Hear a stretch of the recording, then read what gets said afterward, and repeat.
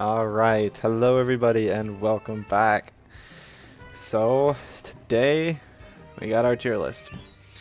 So, just a few things before we get started.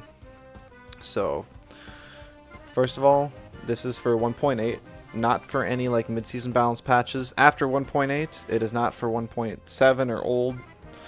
This is 1.8. And no guarantees if these things are going to stay the same.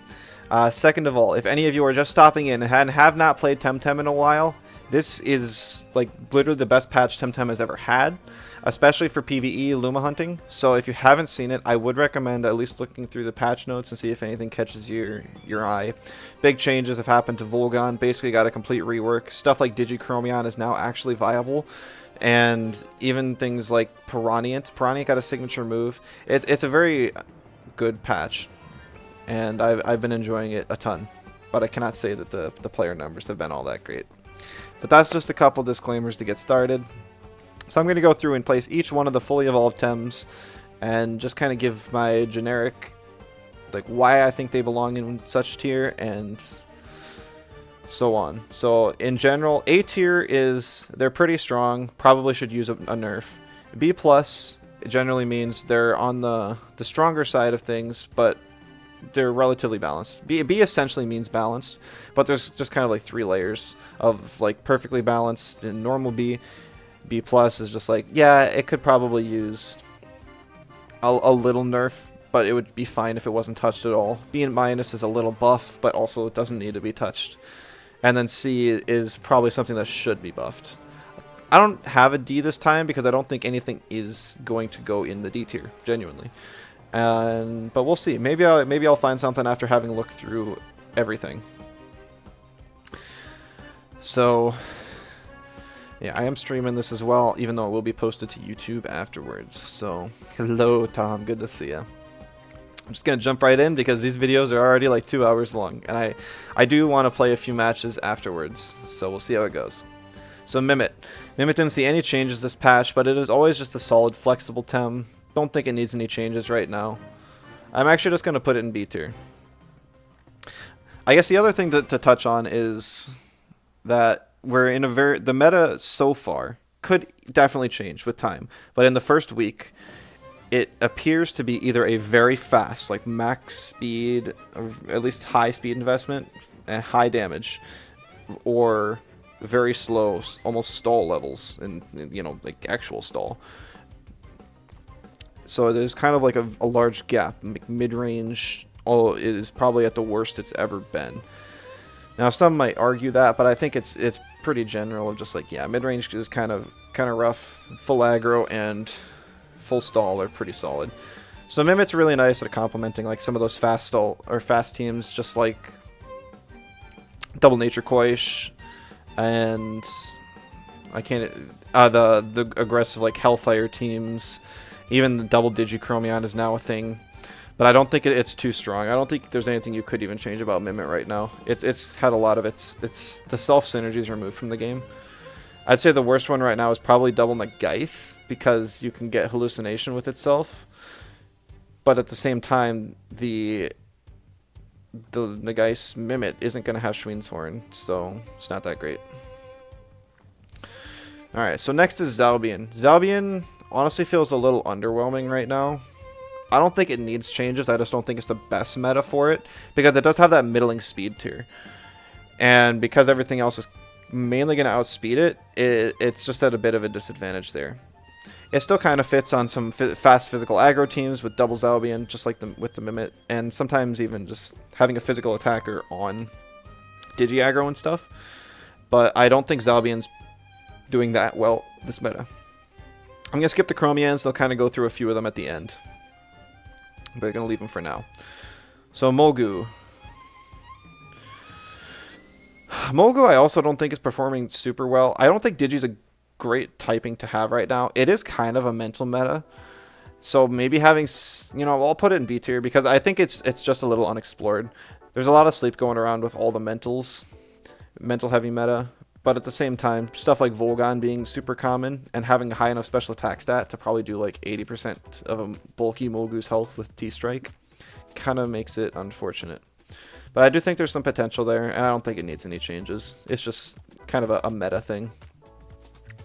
Platypus actually feels underwhelming. Ever since it lost like a turn 1 water, it hasn't seen a whole lot of use. It's got like Rotten Goo, and it does have Toxin Shower and stuff. I almost wonder if Toxin Shower could go back to 2 turns of evasion. I don't think I want to see that, but I think Platypus almost needs something. Because right now Oshiara seems to kind of be the go-to water, and Platypus is just completely overlooked. I don't think I've seen more than maybe... I don't think I've even seen a Platypus alt patch. I don't mind Platypus being bad, but I just think it's on the lower end. Don't think it needs to be changed. I just don't think it's shining right now. Lawali. You know, despite me hating on Lawali so much last patch, and I still am not a fan. I think, to be fair, it should probably be just in B tier. It is nice to have like a specially defensive, bulkier Tem that takes neutral damage from a lot of the main threats. Like, right now, 3 of the big threats on fast teams that I mentioned are Naga, Nagais, Mudrid, and Volgan. And Lawali does pretty good against like Nagais and Mudrid, and it's not super weak to Volgan either. So I think Lawali is valuable for that much, and still even just as a turbo setter that doesn't have all the weaknesses that most wind types do, being electric. Tataru. It got Chain Heal, but I don't think Tataru is really going to see a whole lot of use. I think it's just going to be B- purely because it's a more mental focused meta. There's more mentals in this meta than I've ever seen before. And so I don't think Tataru is going to be on a whole lot of teams. I have seen it a few times. It is still just the hard-hitting, bulkier neutral that some teams prefer. But in general, it's not that great, I don't think. Garunder. So Garunder got Rend, and Rend got reworked so that it'll do 50% of a Tem's remaining health. And a lot of people are playing it on stall. It's basically like really... What people are doing is they're using Rend into paralyzing poison, and that will kill like very slowly over like 5 turns with the Rend first, and then the 4 ticks of poison. And they'll be stuck on the field with -2/-2 from paralyzing poison. So it's just a huge pain. Or I guess it's only 3 ticks of poison without synergy. But still, it's just... It's pretty bad for most Tems to have to deal with getting that combo. But I just don't think that Garunder is the bigger use threat of it. I think Volarend's worse. I think that Garunder has a few more weaknesses you can exploit, and because it's slower, it can be controlled, and it does have ways around it. I would not be opposed to it losing Rend, but I just don't think it's that much of a menace that it deserves to be an A tier. Now, so Magma got Wrenching Massage for its physical side. Now it has a real turn 1 it can use, but at the same time, Trample also got reworked. So they removed the interesting but also useless synergy on Trample, where it changes from physical to special, and they made it always special, and it always OXs. But it no longer gives the +3/+3. So it's basically the new option for Ampere Outbreak. But pretty much what I've noticed is every time that Magma is good is a meta where Galis is top tier. And while I think Galis, if explored more, would be B+ tier, I don't think this is just a great meta for Magma. Once again, too many mentals around. Melees are not in a great spot because of it. And Magma just has too many weaknesses that are easily exploited. Grandpa...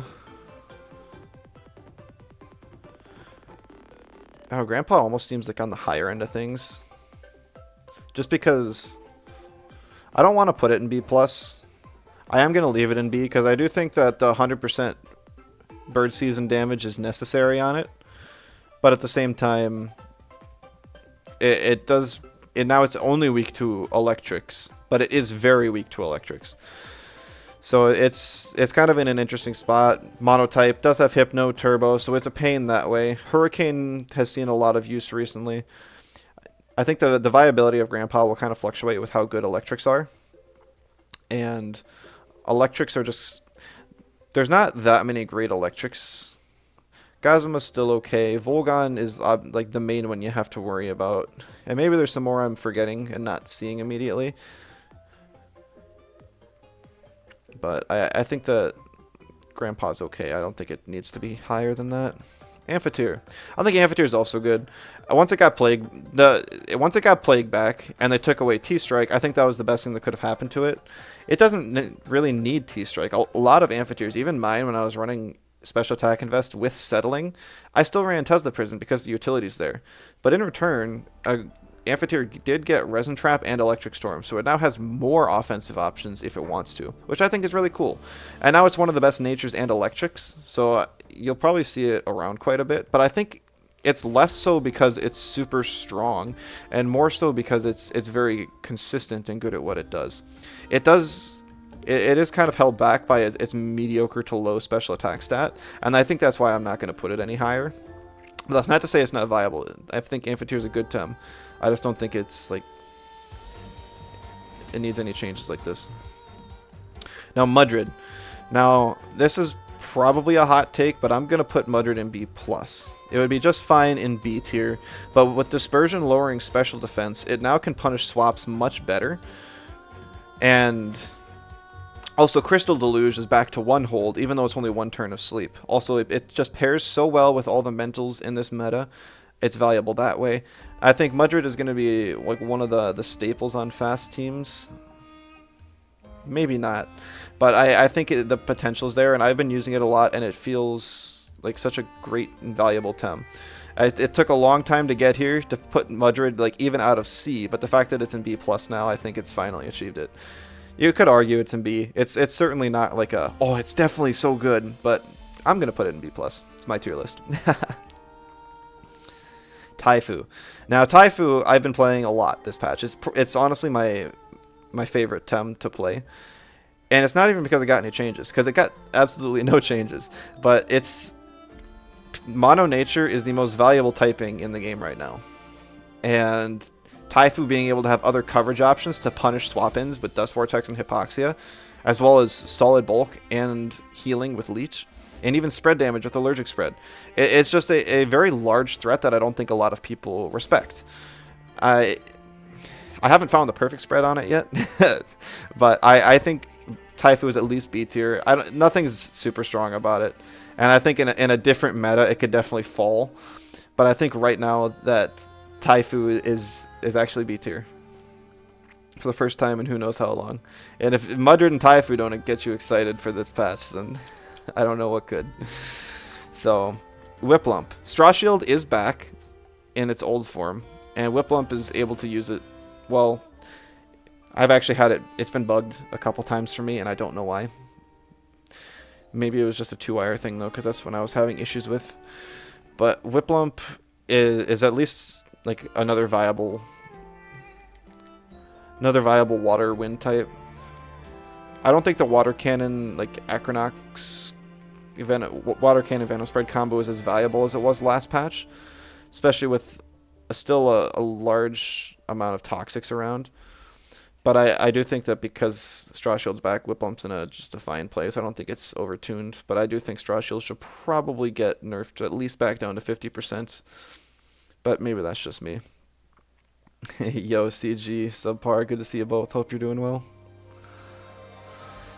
Scunch. So, once again, I'm going to put Scunch in B tier. I don't think it's underperforming, but it is going to be a tough meta to pull it off.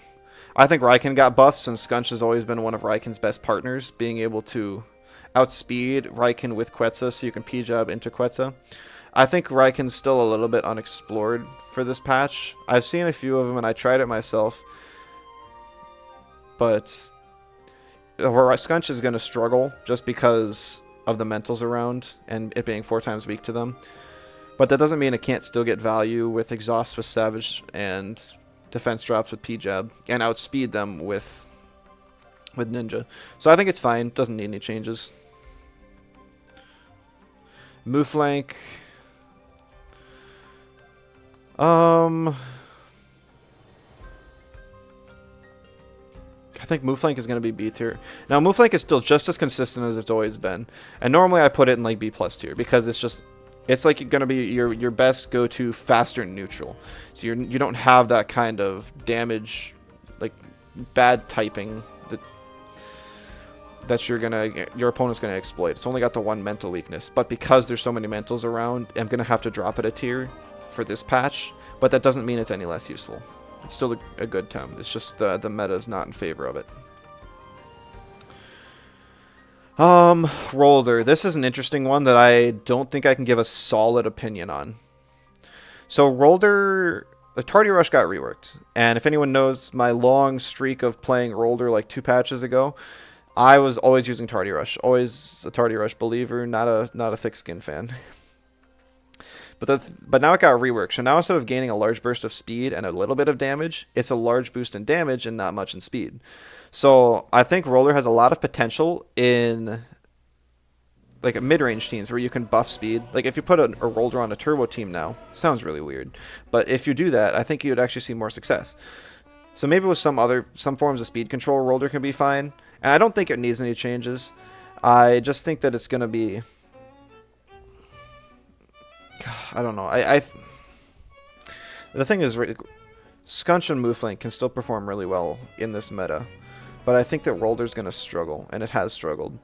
I think that in a different meta, that Rolder could shine, and I'm even a little surprised people aren't trying it on stall teams. For people who don't know, the new change to Tardy Rush is it gives +2 attack and +1 speed after it's been on the field for 3 turns. But it's every 3 turns, as far as I understand. So if you stay on the field for 6 turns, you get +4 attack and +2 speed. It's not easy to do, not at all. But if you're able to create some space or outspeed and actually deal damage, then it can be really valuable. I think Roller's going to struggle to do that in this meta, especially since a tem like Nagais, which counters both of its typings, is so relevant. So I'm going to leave it in B-. And maybe there's also a little bit of personal bias because I'm not a huge fan of the new Tardy Rush, but, you know. Alright, so Nagais. Nagais is going to be A tier. So, Hallucination got reworked. So now it is very high prio, which is like triple arrow plus. So it's 1.75 times speed, with synergy only. But with synergy, it is a 100 base power toxic move with a mental synergy. So you pair Nagais with a second mental, and you give Naga a Schween's Horn, and you have a 125 base power water move on turn 1 with extremely high prio. So you can one-shot the Mudrids that are around. You can one-shot like pretty much all Digitems now before they can even hit you. So the options to outspeed and to kill Naga are relatively limited. Luckily, it still has a very easy to exploit defensive typing, and because it's forced to run Schween's Horn for that water damage on Hallucination, it can't run Straw Shield. So those are the only 2 saving graces we have against this thing. I do think Hallucination was a bit much. It is an interesting way to do it, but I think paired with the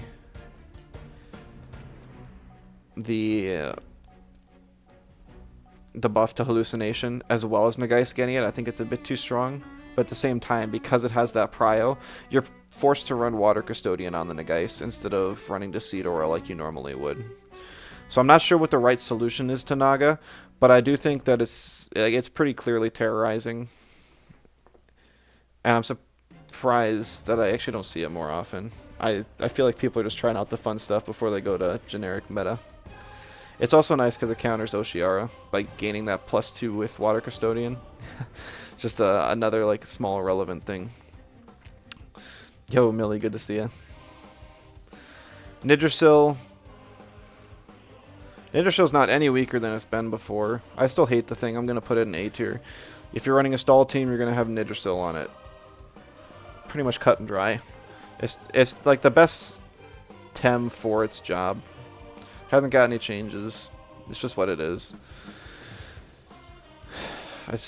I still feel like either the regen or the poison on Tri-Apothecary should be knocked down to 2 turns. I think one or the other would really help. Because getting a single allergic spread off and making your opponents lose like 75% health is just insane. It's even more value than Rend, just for reference.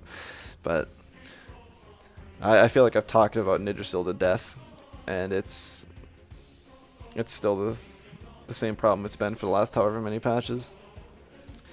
A Capire. Okay, so in the mid-season patch, last patch, or I don't know, it fire or whatever. What's the new move? Fiery Ballad is now high prio with wind. I don't even know if Capire actually runs the move, but now you can pair Capire with winds and gain a speed boost and have a high prio move outside of Quetzal. So you technically have two options for prio. You have pairing with a neutral or with a wind, which I think gives Capire more options. I haven't seen a lot of Capires. I think it's pretty much in this. It's basically on par with Riken right now, and I think both of them are solid. I still wonder if Capire could use something like Earthbreaker just for a coverage option as a monotype, but it still performs well. It's not a bad Tem by any means. I don't think it needs to be changed. Zenarith. I think it's kind of same thing with Zenarith, but it's pretty balanced. It's got its tools. Wrecked Farewell Stall Zenarith got Rend, which is kind of like a nice addition. It's nothing I'd use, but I'm sure somebody out there will give it a shot if they haven't already. And it doesn't really need any changes. I think it's still the highest stat Tem in the game, which is still crazy. It's just a load of stats. And that's just kind of the Tem's identity at this point, I feel like. Now, Auhi. I'm not going to put Auhi in A tier because I don't think that it's broken. But I'm seeing Auhi probably more than any other Tem. It is a very valuable... It's really valuable to have a cleaner. And when I say cleaner, I just mean something that can kill a whole bunch of low health Tems in an end game situation and to win the game.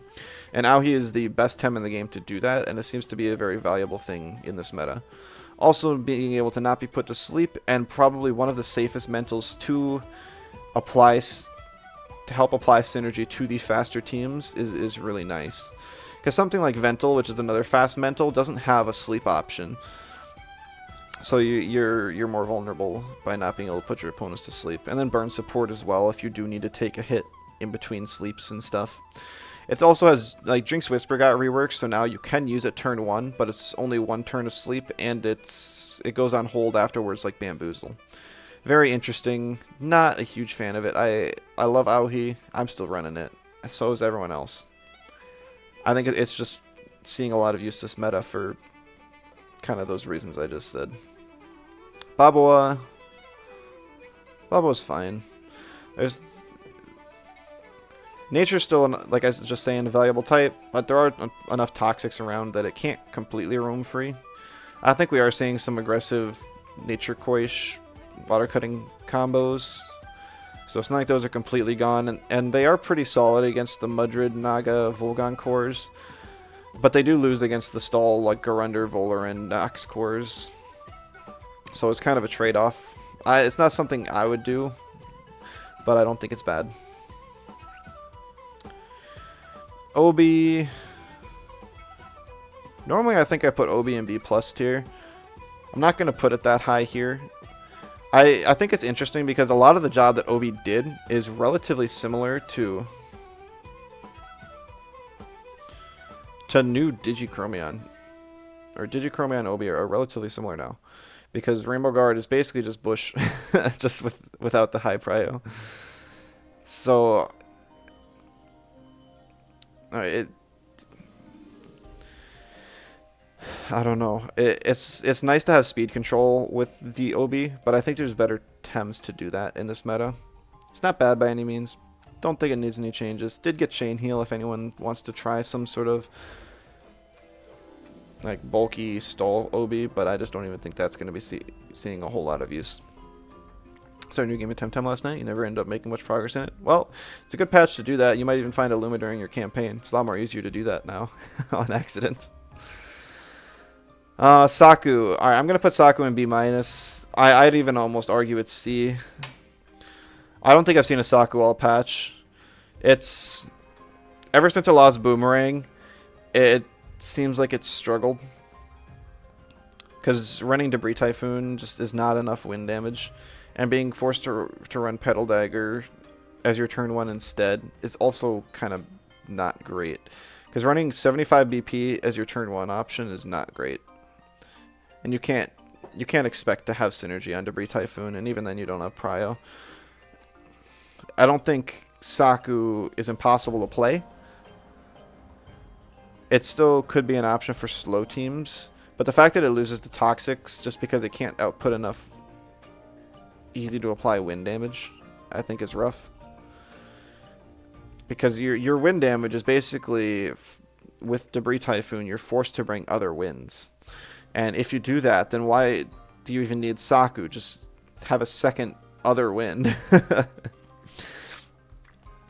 I think that, yeah, I guess it's just the Saku doesn't have any good partners. It's probably the worst of it. If you had Pig did get buffed, but you'd basically be running stall at that point. So I think Saku struggles from not having partners, and I think it should get Boomerang back. But who knows? Maybe people will experiment with it some more, and it'll be viable. Alright, now Valash. So Valash got Undermine and Madness buff.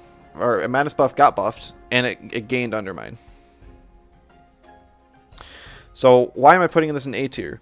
Well, despite not seeing as much use as I expected it to after those 2 massive buffs, I think that I think that's purely because of the meta we're in. Because if Valash gets outsped, it is not really useful because it can't get the Madness buff off. You can't see spikes in a Geist out of the gate and kill it, and the Geist can hallucination you before you get a Madness buff off, and that's gonna hurt pretty bad. So best case scenario is you're trading Valash for Naga, but even then that's pretty good if you can trade an A tier. But I think that Valash is the type of Tem where if you do get to build bulk on it, and you invest your speed through speed control, that it will be absolutely insane. I think something needs to be changed about it to prepare for a meta where we don't have this amount of speed, like naturally, and speed and damage right out of the gate. Because if not, the Valash is just going to rule the next few metas. Mark my words. And that's not even saying that it's not performing this meta. It's just it mainly performs now against slower teams. I know some people are trying to tech like Inhibitor Valiar to stop its scavenger healing and stuff like that, just to prepare for it. And also enough people are bringing Earths and Fires specifically because Valash is an issue. So I think that's also hurting its viability, but I don't think it's because Valash is... But I don't think Valash should be placed lower on the tier because people are teching for it because it's strong. But like I do have to say that I have not actually seen it really pop off in a game. So maybe it's not as strong as I think it is, but I do think in a different meta it will be insane. So I'd rather they just preemptively nerf it. Gave it back standard ring, it might be good in stall. Potentially, but I haven't even seen the stall players do it. And even if it is, I think it's probably, like, compared to a lot of the stall options right now, I feel like it's still C tier. Yeah, you like Cube, good to see you. Okay.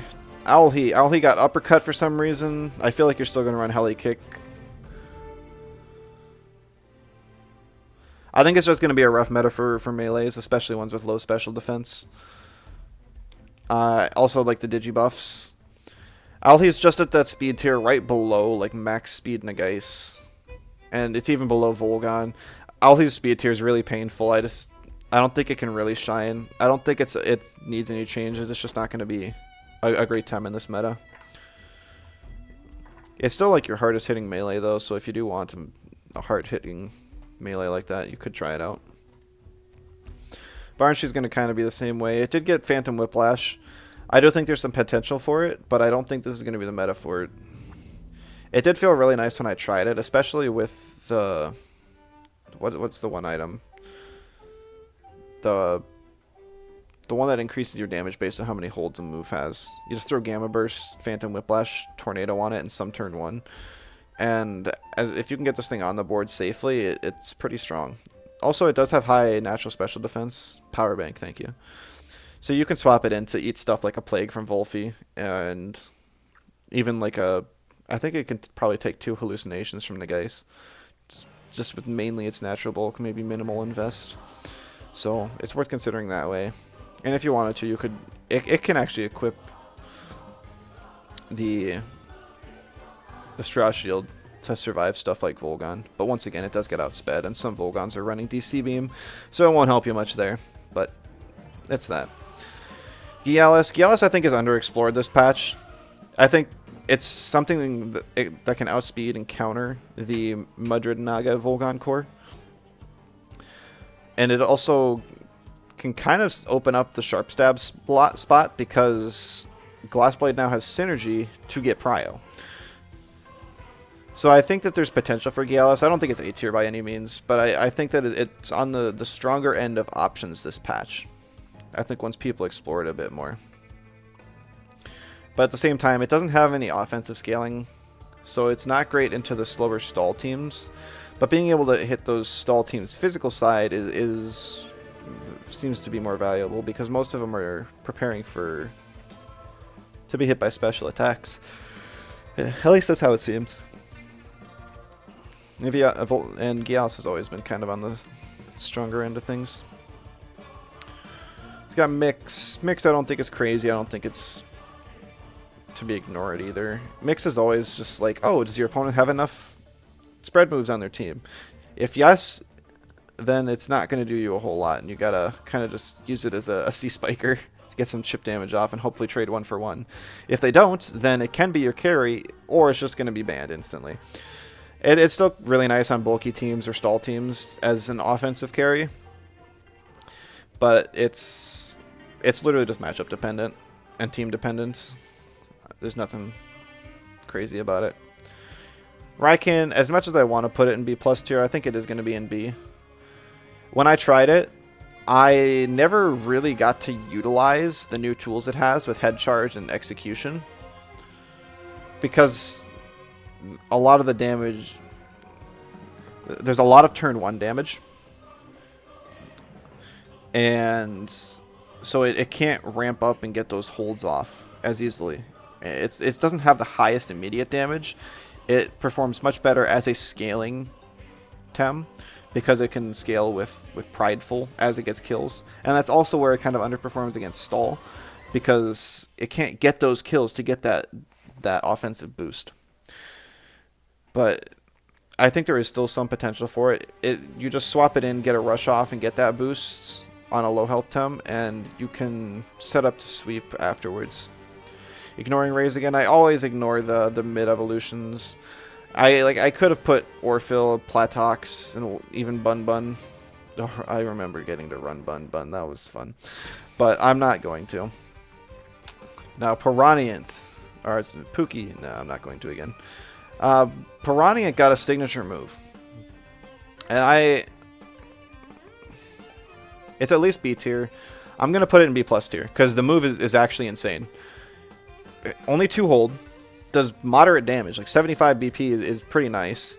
It executes below 30, if it leaves the opponent below 30% health, and if it actually does kill, you gain 30% health back. I think that's the most loaded move in the entire game. I think. Now, Piranhient's always needed something. And even with this move, it's not completely carried, because it's very common for you to end up leaving a tem with like 10-15%, and then it's just like you can use the move and get the heal, and that much is nice. Other times it's just like you have energy reserves up and your opponent only has like 50-60% HP, and you could one-shot them with a cold geyser, or you can use the new signature and just get the heal with it if it's off hold. But it's absolutely a nice tool, and I think Piranhient is now going to be a staple on most bulky offense teams for probably the rest of its life. And it's great to see. I don't think it actually needs to be changed, but I do think it's on the higher end of the meta right now. Also, because it has options with stuff like Knox Bomb, it doesn't get walled by Tems like Nagais, or even Nidrasil. It does get walled by Adoro, though. Whether you have Knox Bomb, Cold Geyser, Head Charge, or H-Slap, Adoro will wall you. So it's not quite perfect, but it's close. I use Head Charge on the set, too. I still like the move. Alright, Scaravolt. Scaravolt, we actually kind of had a discussion just the other day in comp chat about Scaravolt, or mainly Anatan, but Scaravolt is very similar, where it's going to be...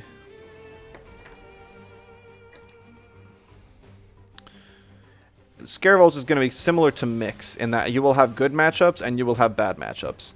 In good matchups, it will be the star of your team or it will be banned. And in bad matchups, it will be practically useless and you'll be lucky if you can trade one for one. I think both of its traits have its use and are valuable, but I don't think either of them are over or underperforming. I think the Tem is fine. It will be useful in some situations and not in others, and I think that's okay. I don't think it's ever going to be crazy broken. I'm a little sad I haven't seen any half full Scaravolt Baton Pass plus Shawlant openers because Welcomer got reworked. So once again, yeah, a little sad about that, but you know, maybe some people will start cooking with it eventually. Always held in check by a speed and monotype. It has been performing extremely well for me. Maybe people will learn how to counterplay it better because it'll be more common. But I don't think that it's weak at all. I really do think it's kind of insane. Piranha, that is. Playing Welcomer Shawlant, Snowscara, that's fine. As long as the trait gets used, I feel good about it, because it's my fault it exists, and hearing everyone say it's garbage makes me feel a little sad. Alright, Hedgen. I really don't see a lot of Hedgens this patch. I think it's because it gets outsped and outclassed by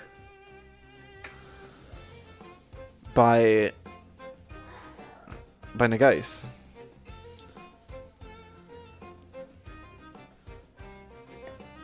Hard time picking in most matches. Piranha. Oh. Yeah, I don't know. Anyways, Hedgen. Hedgen, I think, is just kind of a victim of the meta. It has gotten some nerfs over time. It's actually gotten a lot of nerfs. Just a lot of little things. And you really don't want it on anything other than probably like a Hellfire Core. I guess it can kind of pair nice with Water Custodian Nagais because you have something that people want to attack with water moves and you can eat that on the Nagais, get a boost, and Hedgen's not threatened. But stuff like Volgon, like Hedgen, max speed Hedgen outspeeds Volgon by 1 point. So that much is at least nice, but it's still going to be a bit of a struggle for Hedgen to see a lot of use, I think. I think it's just not the best meta for it, and it has gotten hit quite a few times. Kind of crazy, though, that the old King of Speed, Hedgen, is now getting outclassed by other turn 1 options. What happened to the Pryat we removed from turn 1? Where did it go? They didn't nerf Hedgen this patch? I know, it's been the first time in a while. Welcomer isn't bad, who's saying that? A lot of people are saying that, oh, Shawlant doesn't belong on stall teams, so the trait seems weird. It can't do anything on the board for such a long period of time for it to be worth keeping out on the field to get Welcomer value. But it's a lot of people who don't play stall, so that could easily be why. Osakai. I've thought about doing some fun stuff with Osakai because Sensei Robe Hook actually one-shots a Mudrid without a Mudrid that doesn't have significant HP invest. A base hook with max attack will not kill a Mudrid. But with Sensei Robe, you get that damage boost that you would need. But at the same time, then you're running Sensei Robe on Osakai. I think Osakai is another Tem that needs kind of speed control to help. But if you have that speed control, it can be really valuable. I don't think it's bad. I don't think it needs to be changed. I think there is a little bit of potential for it this patch, though, which is why I'm putting it a little higher than stuff like Owl Rolder. Body Stretch Osakai is probably dead. I do agree there because of the Jinx Whisper rework. But I think that Sensei Osakai does have potential yet. Saipat. Saipat lost Ice Cube Prio naturally, which I think hurts it. Definitely drops it from B+ to B. So now it doesn't have any... the only way you get Prio on Saipat is if you have synergy with Ice Cubes. So now Psypack can potentially lose against Digi's turn 1 if it gets doubled in, or even like a Digi plus a Volphy. It's kind of rough that way, but it's not bad. And now with more Sanative Rain users, I've seen some people experimenting with that for amphibian boosts. I don't think it's nowhere near the menace that it was for those few patches where it was always just like your hardest hitting, fastest water attacker. I think Water Sure can get buffed. I thought it got reworked, just like less leaning into freeze and more.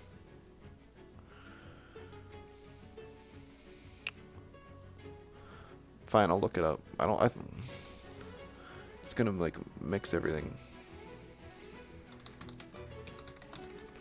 It got changed, but I don't think it's better.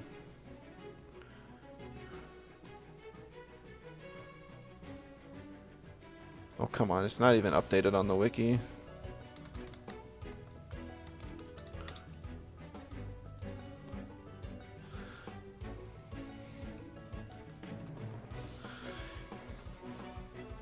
Okay, you're right. It did get increased to high prio, so it does still have that option. I missed that in the change, so it's only 1 turn of freeze. So now I'm actually a little surprised people aren't running more Psypats. But I think it's probably just due to the fact that Nagais is a top tier tem, and Nagais walls your Psypat completely, and also that Volgon is common. So if Volgon can eat 1 hit from Psypat and then come back and one-shot it because of it's just a monster in special attack. So I'm not going to change its tier, but it does still have that prio, so that part was incorrect. Thank you for catching that. And so it's still valuable if you want it to do what it has been. Drakash.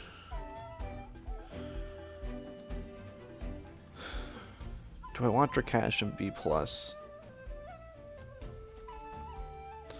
Because Straw Shield is back, but Drakash can't really hit water types, so there's no point in having Straw Shield on it, like, all that much.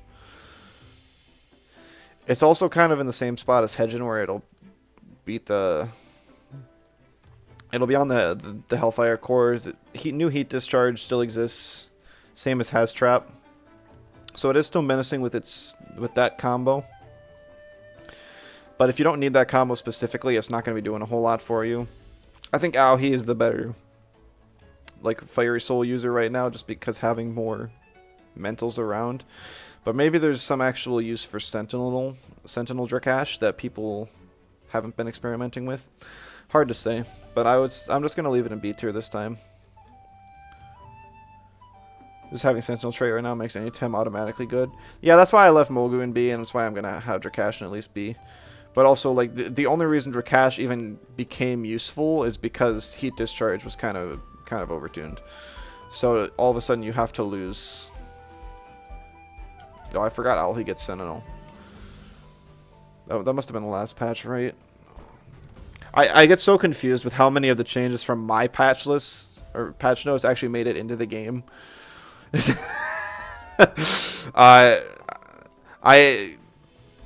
Yes, good. I'm gonna leave it in B-, but so you heard it here. Aohi could be useful with Sentinel, which I can see it.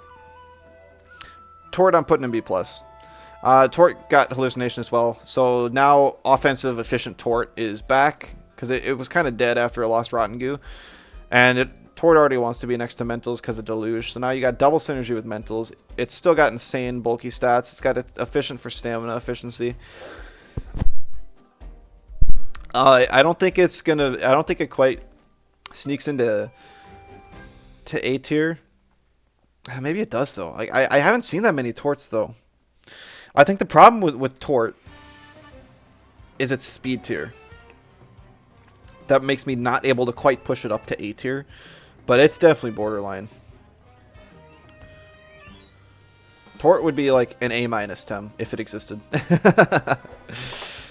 So definitely a good choice this patch.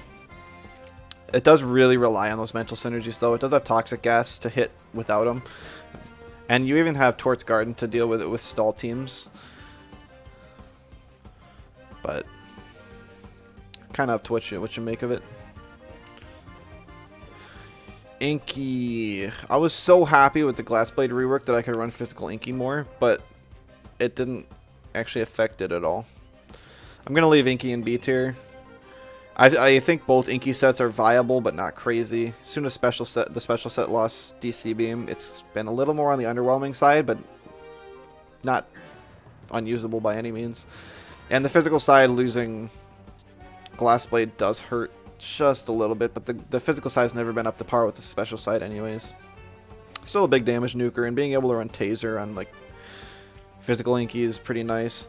It kind of gets held back by its speed tiering again. It is 4 points slower than like I guess it's like 5 points slower than Volgon, and Volgon now has Inner Spirit, so depending on when you swap in the Inky, you could get Inner Spirited. Physical Inky is probably a little better to use Sharp Stabs, but I don't think Sharp Stabs kills a Volgon. Slingshot Fizzmaster. I still like Taser Fizzmaster, but I think both are good. Playing Tort was a rank 1 until he lost 30 TMR against you because 450 gap in ranking is a thing. I've heard the TMR thing is really kind of janky. It seems like it chooses a random value, either 7, 8, 14, or 16. Those are about the only numbers I ever see. And it always seems random. But yeah, but he's also just got a lot of other mentals and crystals. It was kind of like a sleep team, so once again, there you could argue the Sentinel value, especially on Owlhead, because Owlhead can deal with stuff like Mudrid and Tort, I guess. Alright, Shellant. So Shellant, Welcomer got reworked. As I said, that one's my fault. Some people like it, some people don't. I'm just going to leave it in B tier. Whenever I've used Shellant as a support, it actually performs pretty well. Kesugatame is a crazy good move. It's probably a good thing they keep that mostly on some mediocre melee types. And it still hits pretty hard. It's not the best. It is really not a good meta for melees, especially not mono melees. But I think, I think I have to put Shellant in B-. I think some people can probably make it work, but it's not going to be... It's going to feel bad to use for the most part. It has Kesugatame, and it sort of has Haito if you outspeed. But I think it's going to underperform in just a few too many situations. And I think that's mainly just this meta, though. I think in a different meta, it could do better. Cycrox Neurotoxins got reworked. And it's kind of cool now. But I haven't seen anyone do anything crazy with it yet. I think it's hard to pull off. Just because the speed tiering is weird. Base speed Cycrox is like 143 or something. So even with max speed Cycrox and Prio, you're not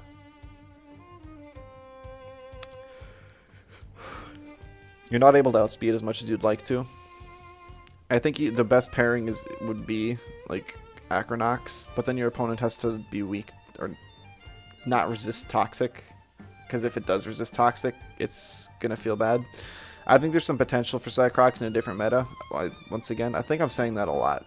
I think a lot of these Tems are in a good spot, but I think it's just the meta is not super favorable to them. Not that they're unusable, but it's just that something like Cycrox isn't going to see a whole lot of use right now, but I think it'll see some use down the road. Pocus. If it wasn't for seeing Venom using this Tem, I'd automatically put it in B-. And I might put it in B- anyways. Cycrox seems cheeks. At least new trait. I don't think it's that bad. It's going to be just part of Venom spread cores. Pretty much exclusively. But the problem is the only thing you can really combo with is you can add it as a third Tem into the Acronox, Whiplump, and then you'd have Cycrox. You have a different trio there. And they can all, because you can do Whiplump into Venom spread, Acronox Sting into Venom spread. Used to be good into Toxics. It's still solid into Toxics, because it's not like it lost harmful microwaves. I wasn't able to make it work, so it might be pretty bad. But I think there's still potential there. I could put it lower, and I probably don't even just have like good enough authority to to place it anywhere just because I didn't try it long enough. But it's just the speed turning is so weird that it's not going to be favorable this meta. I could put it in B-, but I don't even think it needs any changes. I think I'd like to try it in another meta as is before I would put it anywhere else. Because for me, B tier basically just means balanced. But going back to Pocus. Pocus is still kind of a mono-mental. It's a faster mental again to support Nagais. I suppose it's an alternative to Auhi or a second Auhi, but Auhi also functions in other teams as a cleaner, and Pocus has no prio. Pocus is really able to punish opponents that don't have sleep resistance, but I feel like there's a decent amount of sleep resistance because of Tems like Tort, Auhi, Nagais, Mudrid being so high up. So I don't know, I've never really liked Pocus and felt like it gives me a lot of value. So I'm just going to put it in B-. Not that it's unusable, I just don't think it's going to be that great. Alright, Golzi. Golzi is still fine, but nothing crazy. Golzi actually gets outsped quite a bit, but it doesn't die to Naga. It has some losing matchups. If you probably actually find more use with a semi-bulky Golzi.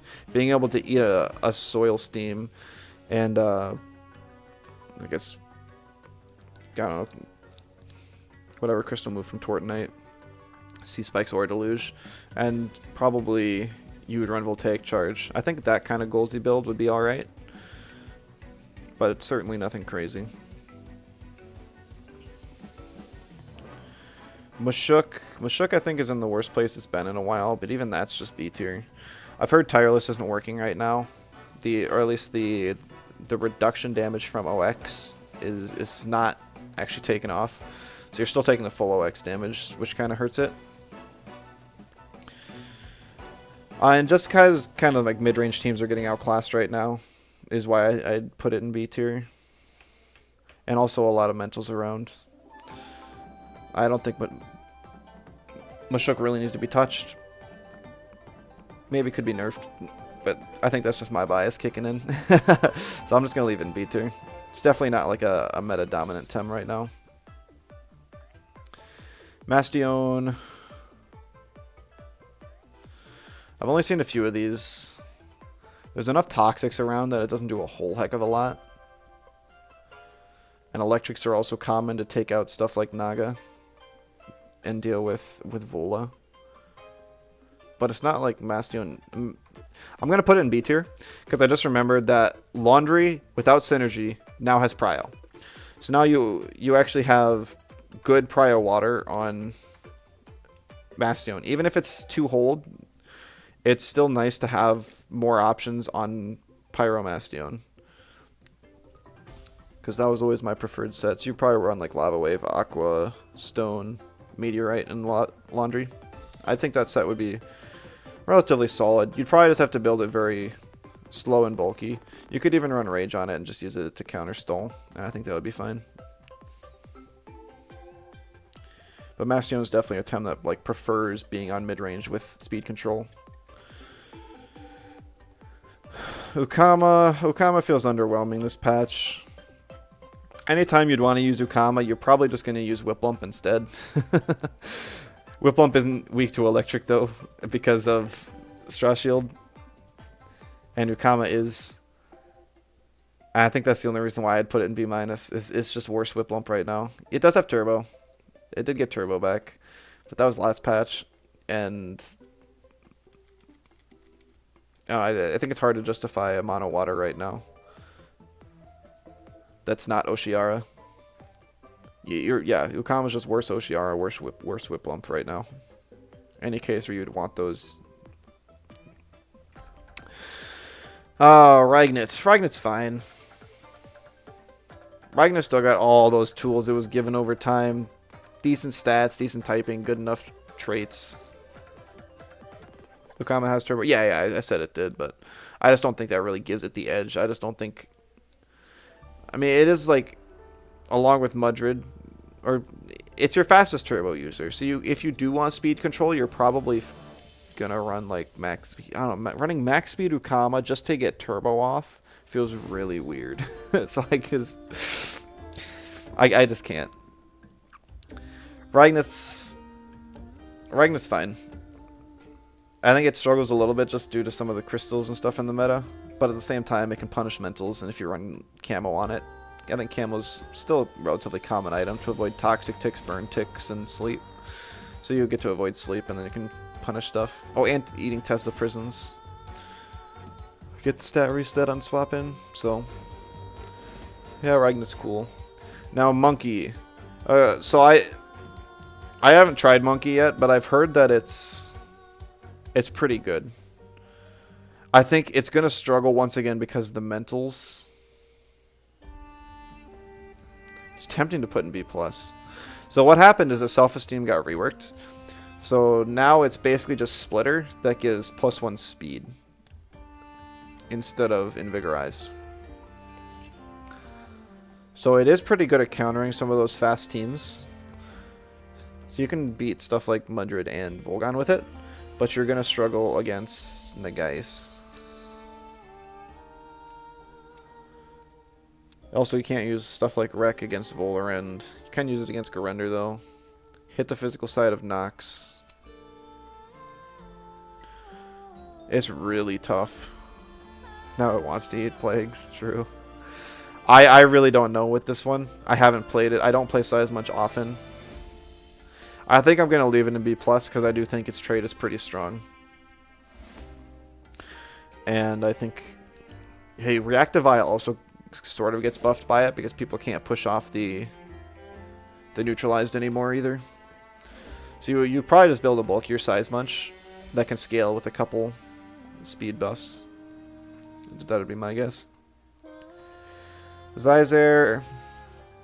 So because most Zyzers used to run, or used to sit next to Decidor and Nagas, and now that everyone's forced to run Water Custodian Naga to use Hallucination turn 1, I don't think Zyzer is as good.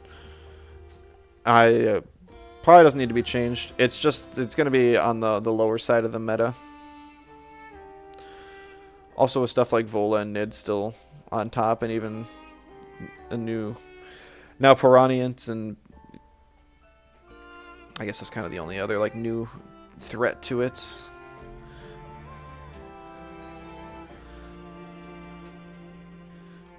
Yeah.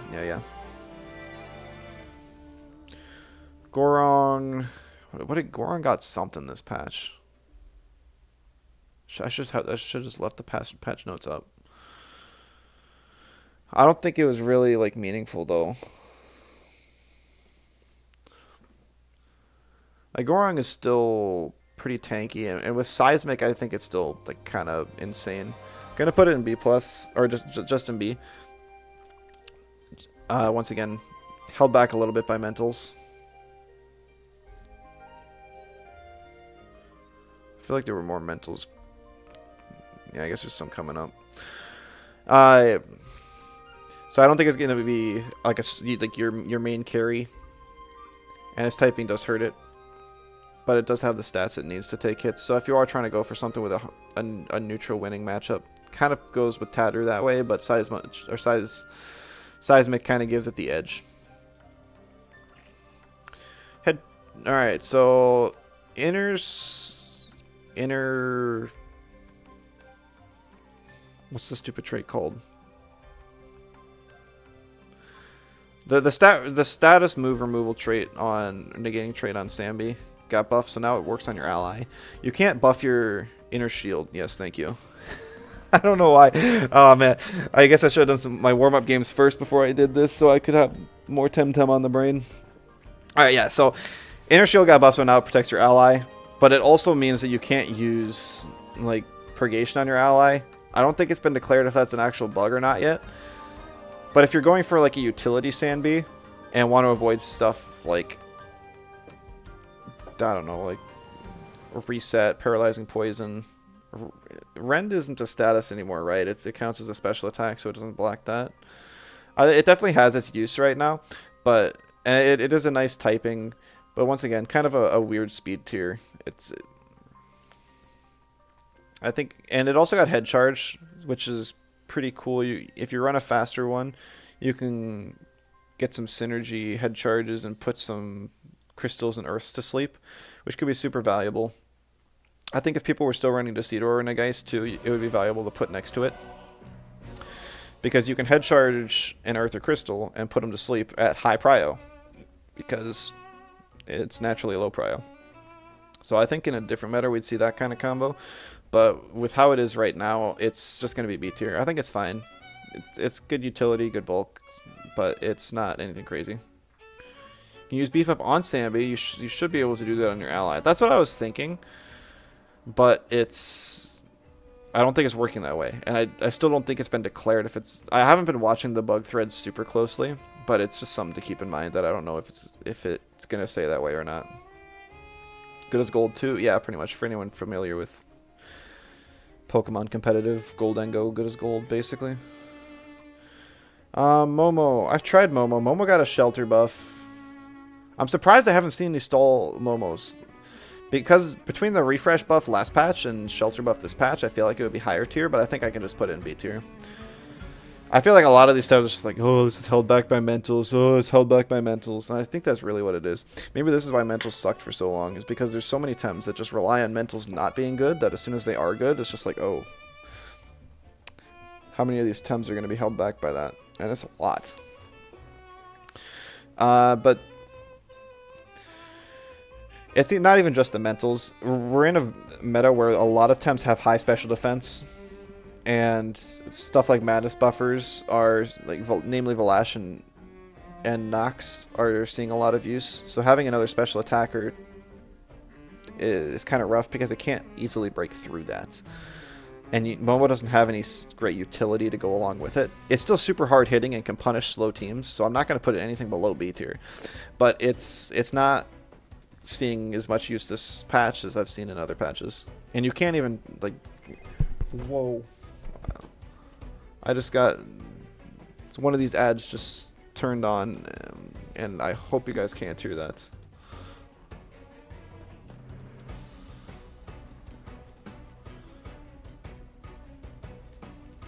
It is literally a muted ad that just turned on at max volume and just, like, jump scared me.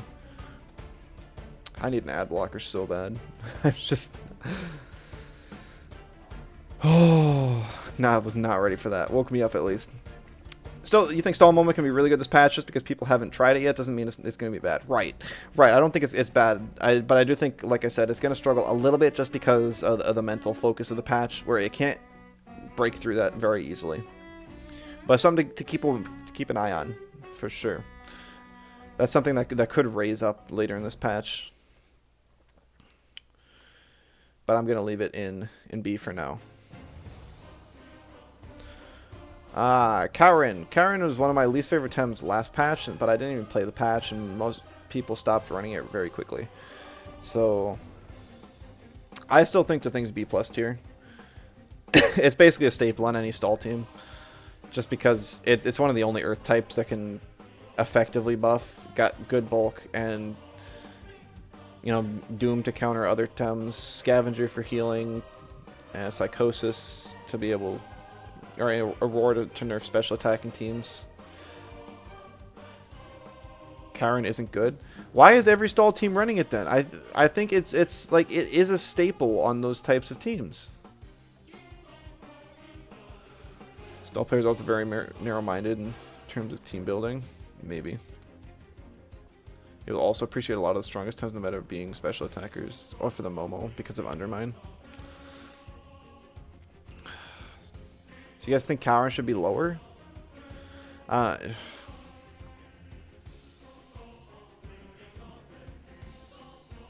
One that didn't have it. No clue why people run it. Millie, you don't even run normal stall. I think it kind of does get outclassed by... by Pig and what it wants to do now because of the Divine Inspiration buff. So I'd be fine putting it in B tier, but I'm not putting it any lower than that. So I think the only reason I would put it in B tier is because Pig kind of has a leg up over it now. The only thing that Cowren can do over Pig is actually get kills with Psychosis if your opponent doesn't have adequate Doom counter. Played the Tome last patch for a while. Think it's one of the worst options for stall. Far too limited compared to other options. I don't know. I still think it's ridiculous. I find myself banning it like every single time I face a stall team. And I feel like a lot of aggro players would agree with me. It's very hard to burst down, and well-timed scavenger procs can turn it into a tem that all of a sudden goes from like 20% health to 100% health and 1v5ing you in the end game because it's just dooming you. But okay, well, maybe not 1v5, but like wow, thanks.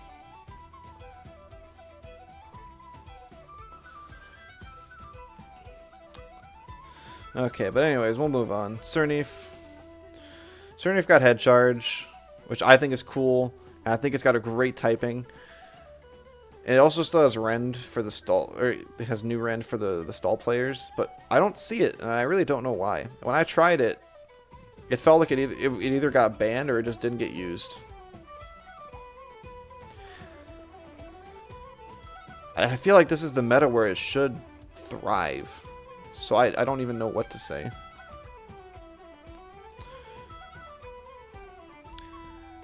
Head charge is a nice option instead of like Shy Shield to boost defenses and also deal some damage. If you're running a more offensive oriented Cernif, you can run head charge instead of double kick, which I tried. Kind of was nice, nothing crazy. You already hit Earth, so it's mainly for hitting crystals and just toxics neutrally.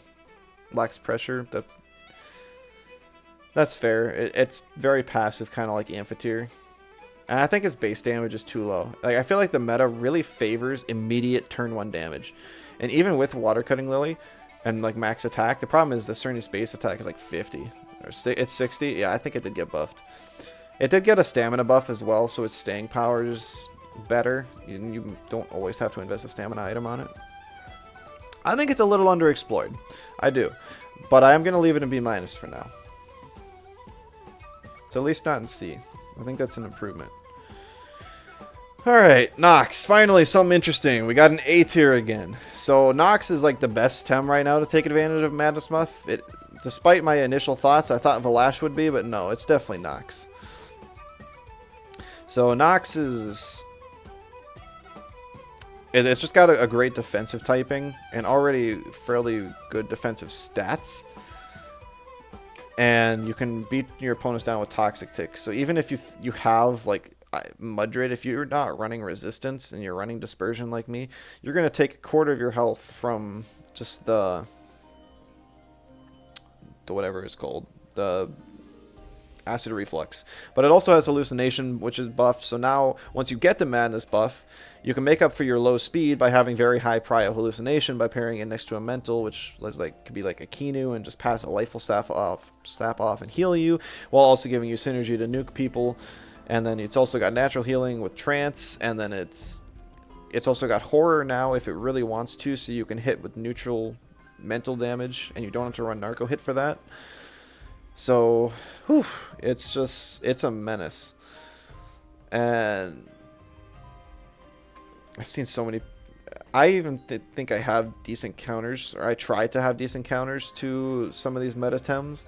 But the thing is, Knox just double Madness buffs in my face, and then I can't touch it. It is painful. Maybe... And I think, in general, a lot of people are saying that Knox is a bit too strong. I think it doesn't need much of a change, but it probably should lose Hallucination. So it doesn't have that speed difference, and it can be controlled again. A lot easier. Your mean take on why most people use counter stall? Because most people using stall don't know where to do a stall, because everyone says it's good. I don't know. Well, I'm like I said, I'm still fine leaving Cowren and B tier. Pablo YBL, good to see you both. Shouldn't Mimit be a bit higher? I think in most, like, what is abusing Mimit right now? I don't think Mimit's combo partners are all that high, and I think that's why I'm putting it a bit lower. The cheese combos that Mimit normally is a part of, just Crema's done a good job of starting to kind of remove them from the game, and we're at a point now where there's just not a lot left. So I don't even. It seems to mainly just be the Hellfire cores that run Mimit consistently, and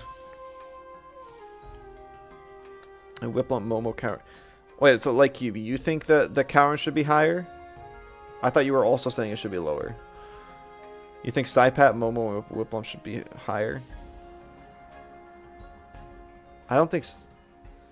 I've only seen like one Psypat this entire patch, and it was in Kunder's stream today, and it was on a stall team. It was weird. I don't think that's anything to be super scared about. Disagreed with you saying it's bad. Okay. That makes me want to. I don't know. Plump is kind of bad. Straw Shield's back, so I think Whiplump's kind of good. I'm gonna leave that one in B tier for sure, though. Momo as well. I don't think Momo is really thriving this meta, at the very least. Psypad I could see, just because it is fast and it does have the turn 1 damage, and I didn't acknowledge that it had Prio immediately. I'm gonna leave it until the end, and maybe I'll make some swaps at the very end. Just because if anyone's checking like specific Tems in the VOD later, I want them to be able to see what I say and not miss anything. Alright, Guldur. Guldur got Hallucination, which is kind of silly. It has decent turn 1 options outside of Venom Spread now, but it's not going to do anything with it. I don't know. Guldur's fine. It's just like your tanky toxic type. It gets outclassed by pretty much all other toxics again. But, you know, it's not... No, I gotta put it in C tier. I feel like it really does.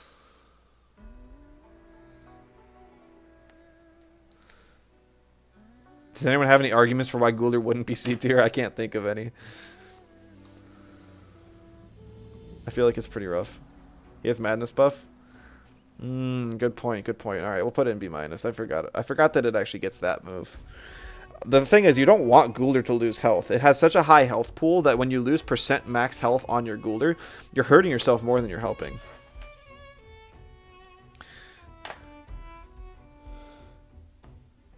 Don't disagree with C tier? Yeah. Despite, I think, because of that % health loss and causing it on yourself, it's just too detrimental. It's like the worst Madness buff user. Also, I forgot that Zenith gets Madness buff too. I think Valash does it better because it has natural healing.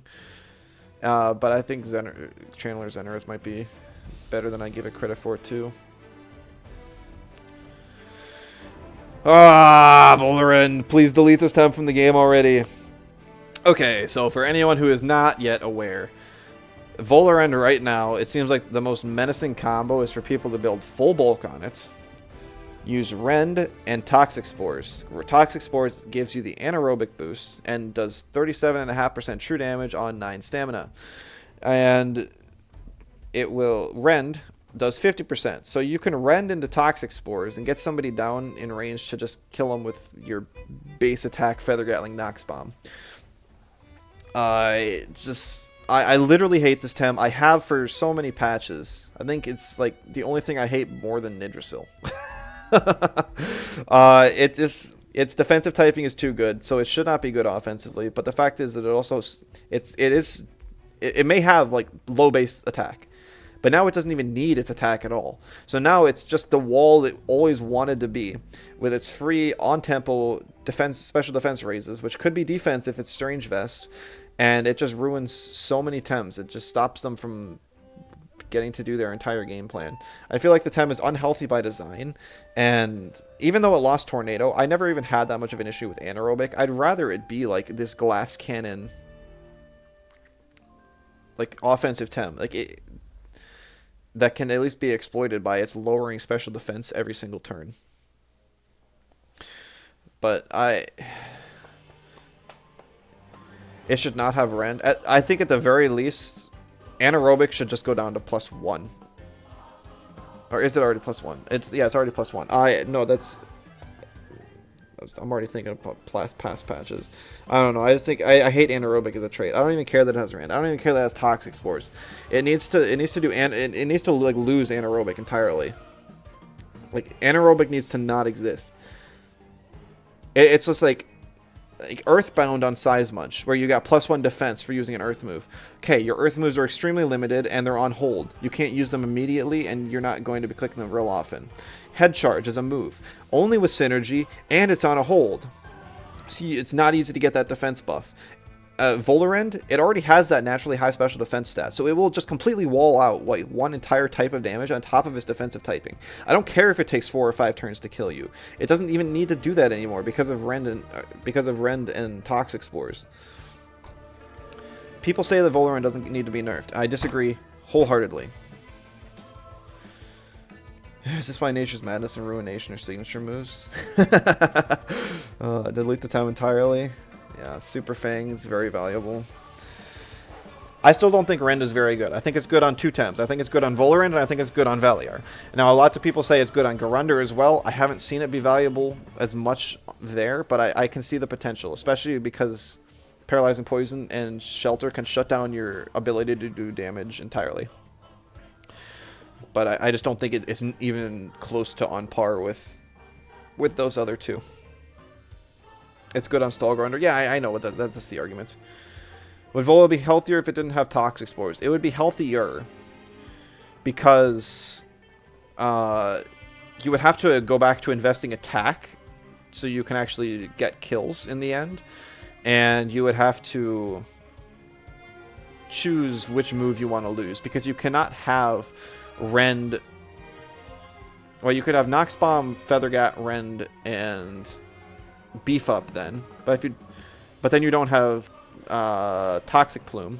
If you don't have, you also could not have Beef Up, but then you're not scaling your damage. So I think Toxic Spore is what really wasn't like an accidental buff to it. I feel like it never should have got that. That was just crazy. It doesn't even care that it's low prio. Dedicated to Matt. I don't think so. It's the toxics on top aren't even being played in the same way that Platt used to play them. But also, hey Seven, yeah, good to see you. Think you leave anaerobic, but you lower its base special defense by a lot, so it's not such easy setup. That would work too, but I think lots of people would disagree there. Ren's the one that needs to be taken off, and then just make anaerobic only work with damage moves. Yeah, but then we still have like the same Vola that's been terrorizing me for like every single patch up until now. Like, I think the problem is with anaerobic. I don't even care that a Tem gets Rend and...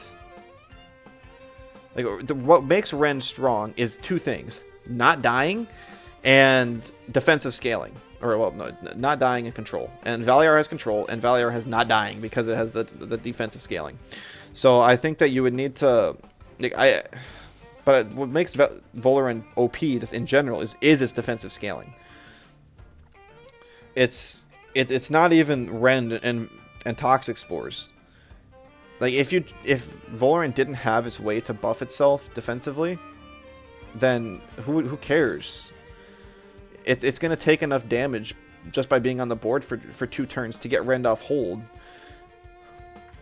And toxic spores is just like running Yggdrasil. Like you can't just justify nerfing Volarend when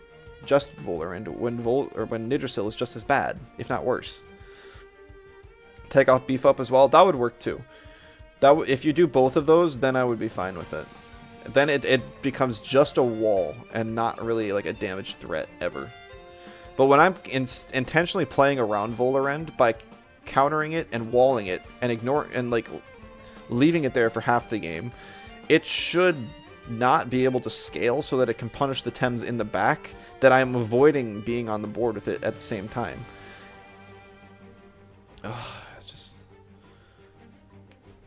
They made Ren more of a utility option with 4 nullified turns and high prio. That would have been cool too. Used to people disagreeing with you over Temtem takes? Well, no, I would be just fine if you lowered the special defense by a lot. But like it would have to be significant. I would say like at least 15 points, probably 20.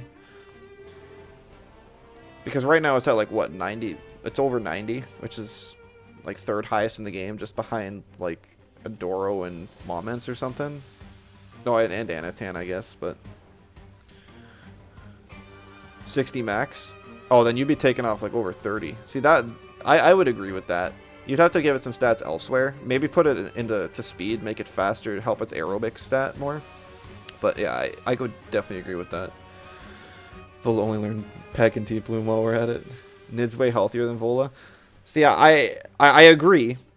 But I'm just saying, like, current Vola plays very similar to Nidrasil. Nid's bonito. Renti's Force allows you to go full bulk instead of attack invest, which is unhealthy. Yeah. Composure Ragnet. I think Composure is a weird move. I don't know how to feel about it. Now, that was a long one. Could talk about Volarend and complain about it all day. Just add marbles into the mix. Oh, Grumper. Nobody likes Grumper. Nobody uses Grumper. I like Grumper. I use Grumper. I'm using Grumper right now on my main team, and it does feel pretty nice. Being able to resist Toxic, and I do have like bait on it, is pretty nice. You still get to counter the winds. It's got enough bulk to take a hit from the Geis. Not much else. You can counter stuff like Auhi. It's good at countering the mentals, and it's good at not dying to the crystals that people bring to pair with their mentals. So I think it's pretty solid right now. I don't think it's going to be anything above B tier. I don't think Grumper's been above B tier like ever. But it's a nice solid Tem, and I do like it. Do you think they should nerf or change Hallucination? I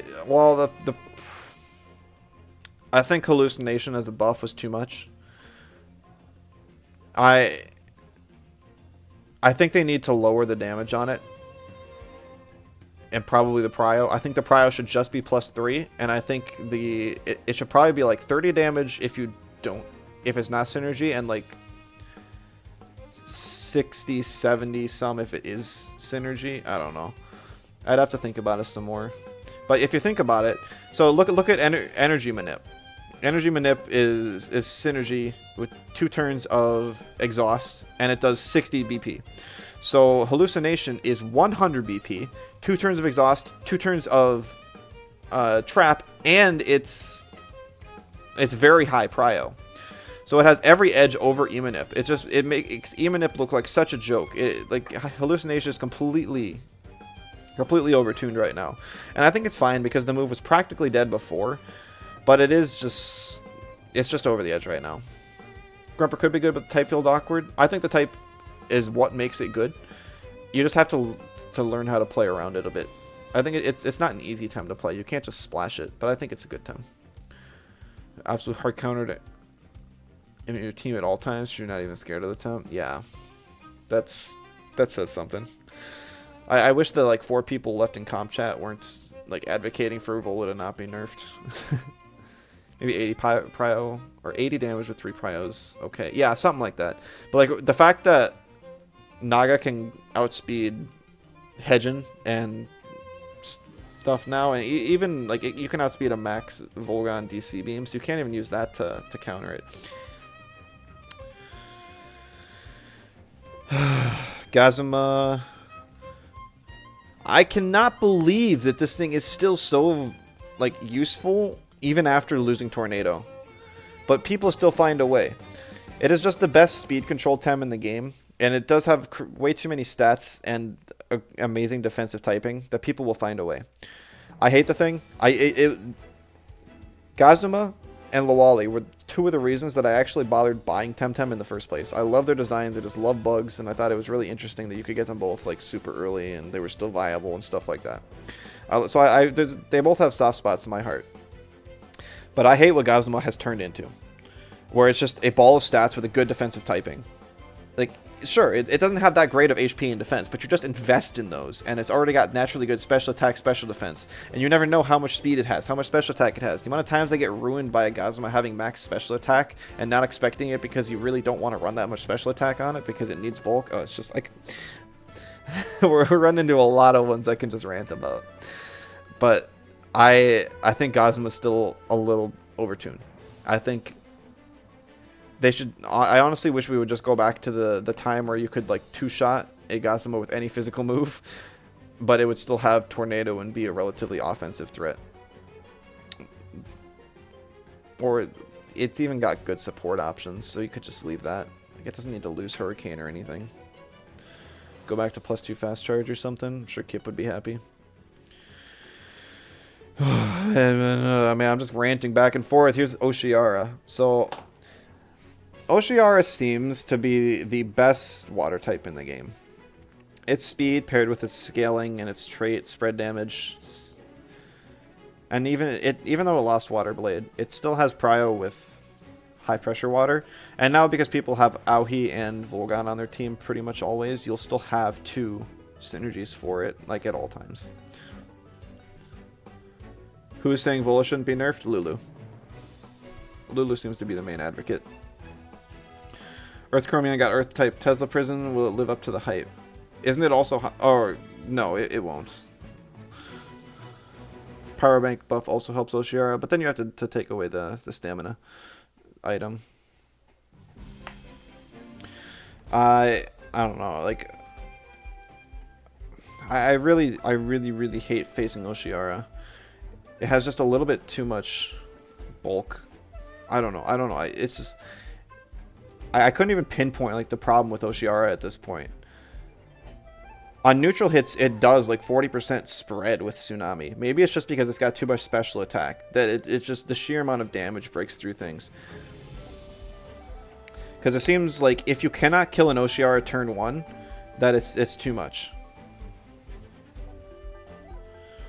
Because you get Tsunami'd, and then the Oshiara ally attacks something. Then Serbs finishes off the ally that you attacked, your ally attacked, and then they attack the other one, and then both Tems die. So if you can't kill the Oshiara in that first turn, or outspeed it on turn 2, you're pretty much dead. So it's definitely stronger against bulky offense, and I mean, that's kind of what the Tem's designed to do, and that's kind of what I've been running. But even when I run a faster team, it still feels very strong. It does get walled by the stuff like Volarend, Knox, Gunder, which we're seeing plenty of, Nid, Tort. But even in those teams, it clicks Flood, and they get speed advantage on you if they don't already have it. And it can still scale with or swap out and get Serbs later and still wreck anything that doesn't resist it. It's like anything that doesn't resist Oshiara loses to it. It seems to be the case. And I don't like that. Because you need 2 Tems that can resist Oshiara on the board every time it's there. And it's not like Oshiara doesn't have an ally. So, there's my little Oshiara rant. Nothing compared to the other ones, but I do hate it, and I think it's too strong. I don't even think Flood's the main issue. Honestly, I think it just has too much special attack and needs to get nerfed, and I do think... Yeah, I mean, 105 base special attack was already insane. And then they added Volgan. At least Volgan doesn't naturally scale by attacking and doesn't get its holds off immediately. It has to play to get its holds off. Yowler's not bad. I'm a little surprised we aren't seeing like more assassin Yowlers again. And Power Bank, yeah. Your sun high. How many suns do you have? We haven't got to Acronox yet. That's fine. Yeah, it's just another Tem. Like I've said it like 20 times this stream. Yowler's a little bit held back by the mental centered meta.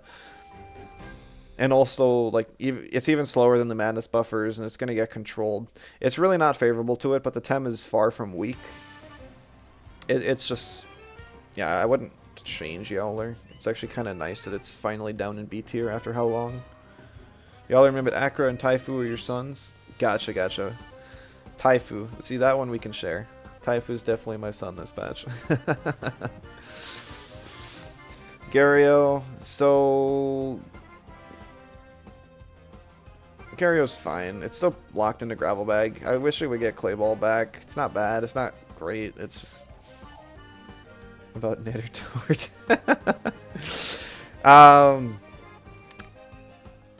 Gario does get walled pretty easily, so I'm not going to put it any higher than this. But just having a Tem in general that can take a hit with its evasion easily, and it still hits hard.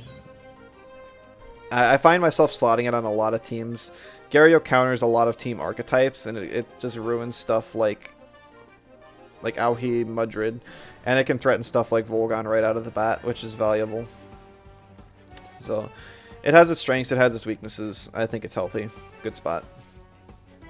Broccolum. Alright, that's another C tier.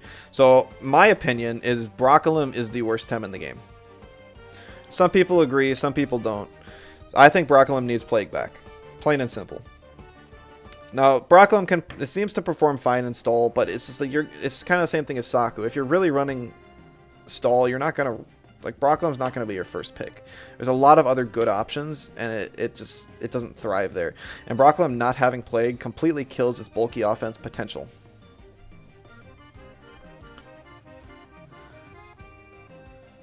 Worst Tem in the game? Well, I mean, like, worst fully evolved Tem, obviously. Like actual viable competitive Tem. Who would you say is the worst in the game?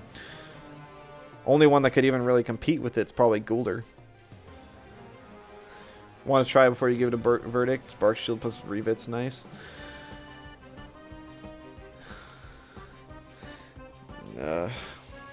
Neglected this patch? Yeah, he should have got Clay Ball back, but it happens. Yeah, Broccolum, it does...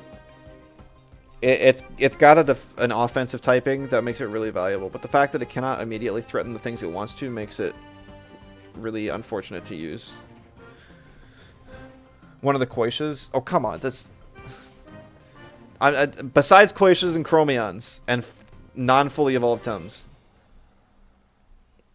Like, I really cannot think of one worse. I cannot. Don't make him play Brock again. Suffered enough. I love Brock. Like, Brock Grumper was like my combo. Like, I accidentally invented Speedy Grumper and Speedy Brock, and it worked for a long time, and I love them both. But Broccolum just honestly, Grumper is brought down by Broccolum being bad. That is so sad. I would love to continue running these two as a combo, and I think it would be a great meta for both of them. But in a meta also where nature typing is so valuable offensively, like so Broccolum is like the one Tem that resists pretty much everything Volgon wants to do. I guess it resists Inner Spirit, Sharp Rain, T-Strike, Ampere. You only don't resist Hypoxia. So theoretically, Broccolum should be very good. But it's not, because it doesn't have the options it needs. So, it's just the situation. It probably is pretty decent on stall teams, but I just give it Plague back so you can at least run a bulky offense. There's no reason to neglect it like that. It doesn't need to be beholden to one singular playstyle. Please, Crema. Schween. This one's tough. It's either B or B+. I feel like Schween's fine. Still has the Psypack combo. It is kind of a pain on stall teams. It always has been. But if we're putting Cern in B, I don't think Schween deserves to be higher. I guess maybe it is, just because it gets Fluid Barrier turn 1, and because mental damage is so rampant, and even being able to avoid toxic ticks is valuable. Yeah. Yeah. Yeah, I think it's going to be Schween in B+. Neutral Quest got late Torment. The very least, Saku and Gunder are worse than Brock. No way. Good stabs on both sides, defensive scaling. I mean, Saku has that.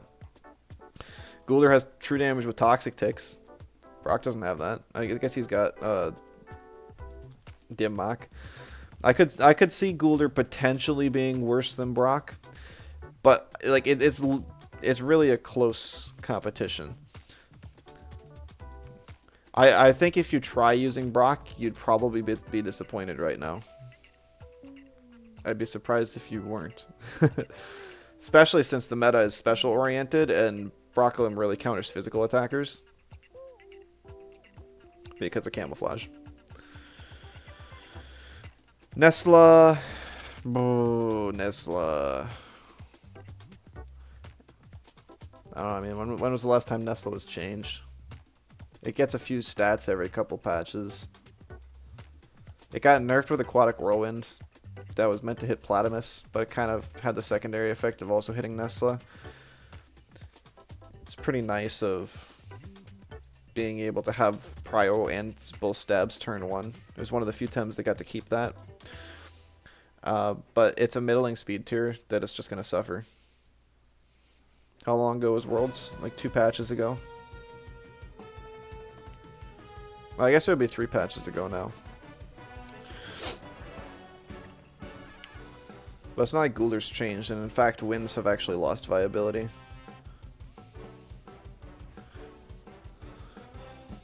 You could be convinced Gulder isn't worse because of its trait. Yeah. But, like, you're looking from a stall point of view. I'm trying to look overall.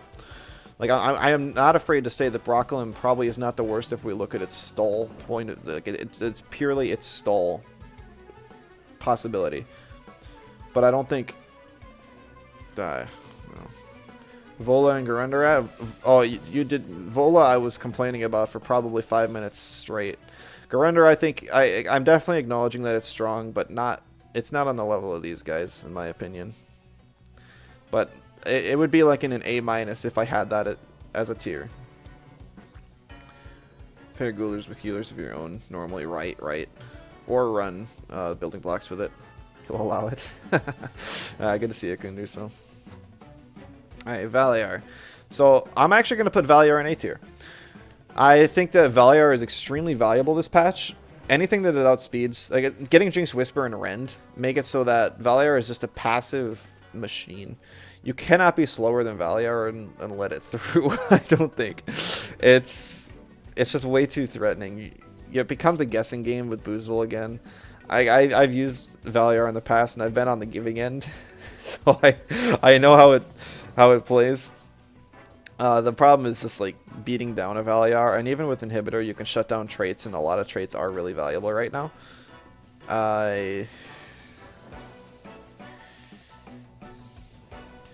Do be cooking, yeah. I think it's very strong, and I think we'll probably just see more of it from here on. Because it's already going to run Fat Burner, because the only damage move you need to have on it is Rend. You just run Jinx Whisper, Boozle, Hypno, Rend, and this thing does everything it wants to. The biggest problem with Valar before is that it never dealt damage. You could use Psywave, and that was kind of nice to support your carries, but even then, it was very underwhelming. Before that, I'd run TKS, maybe Black Hole to wipe buffs. But those options are still there if you want to switch something up. But it now has Rend and can be a viable damage option. Like, the best thing you can support your Tems with sometimes is just being able to kill something. And now it has that option. Tem's really good in one archetype. Shouldn't be declared the worst Tem. Can understand you want more variety, but that's not the point of the tier list. Well, the thing is, it's not like I've seen, I also clarified, I have not seen, like, a stall Brock pop off, like, at all. And it's a special-oriented meta right now, so Brock can't even take advantage of its trait. So I still do think it's the worst. But I could see an argument for why it's not the worst because of its stall trait. I think overall the Tem is the worst. And it's the only other Tem in competition with it is Gulder. Valar A? Yep, I do think Valar is an A tier. I do.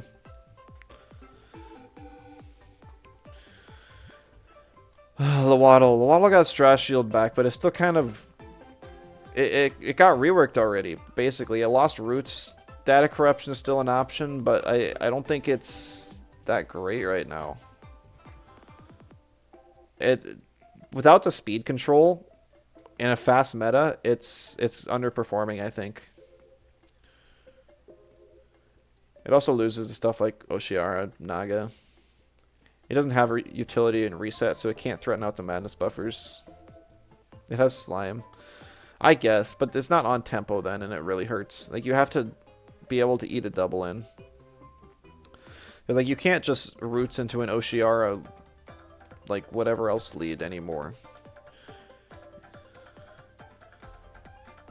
Lawaddle would be good when they nerf Valar, potentially. I just don't think... I haven't seen a whole lot of Lawaddles, and when I have, it's just very ignorable.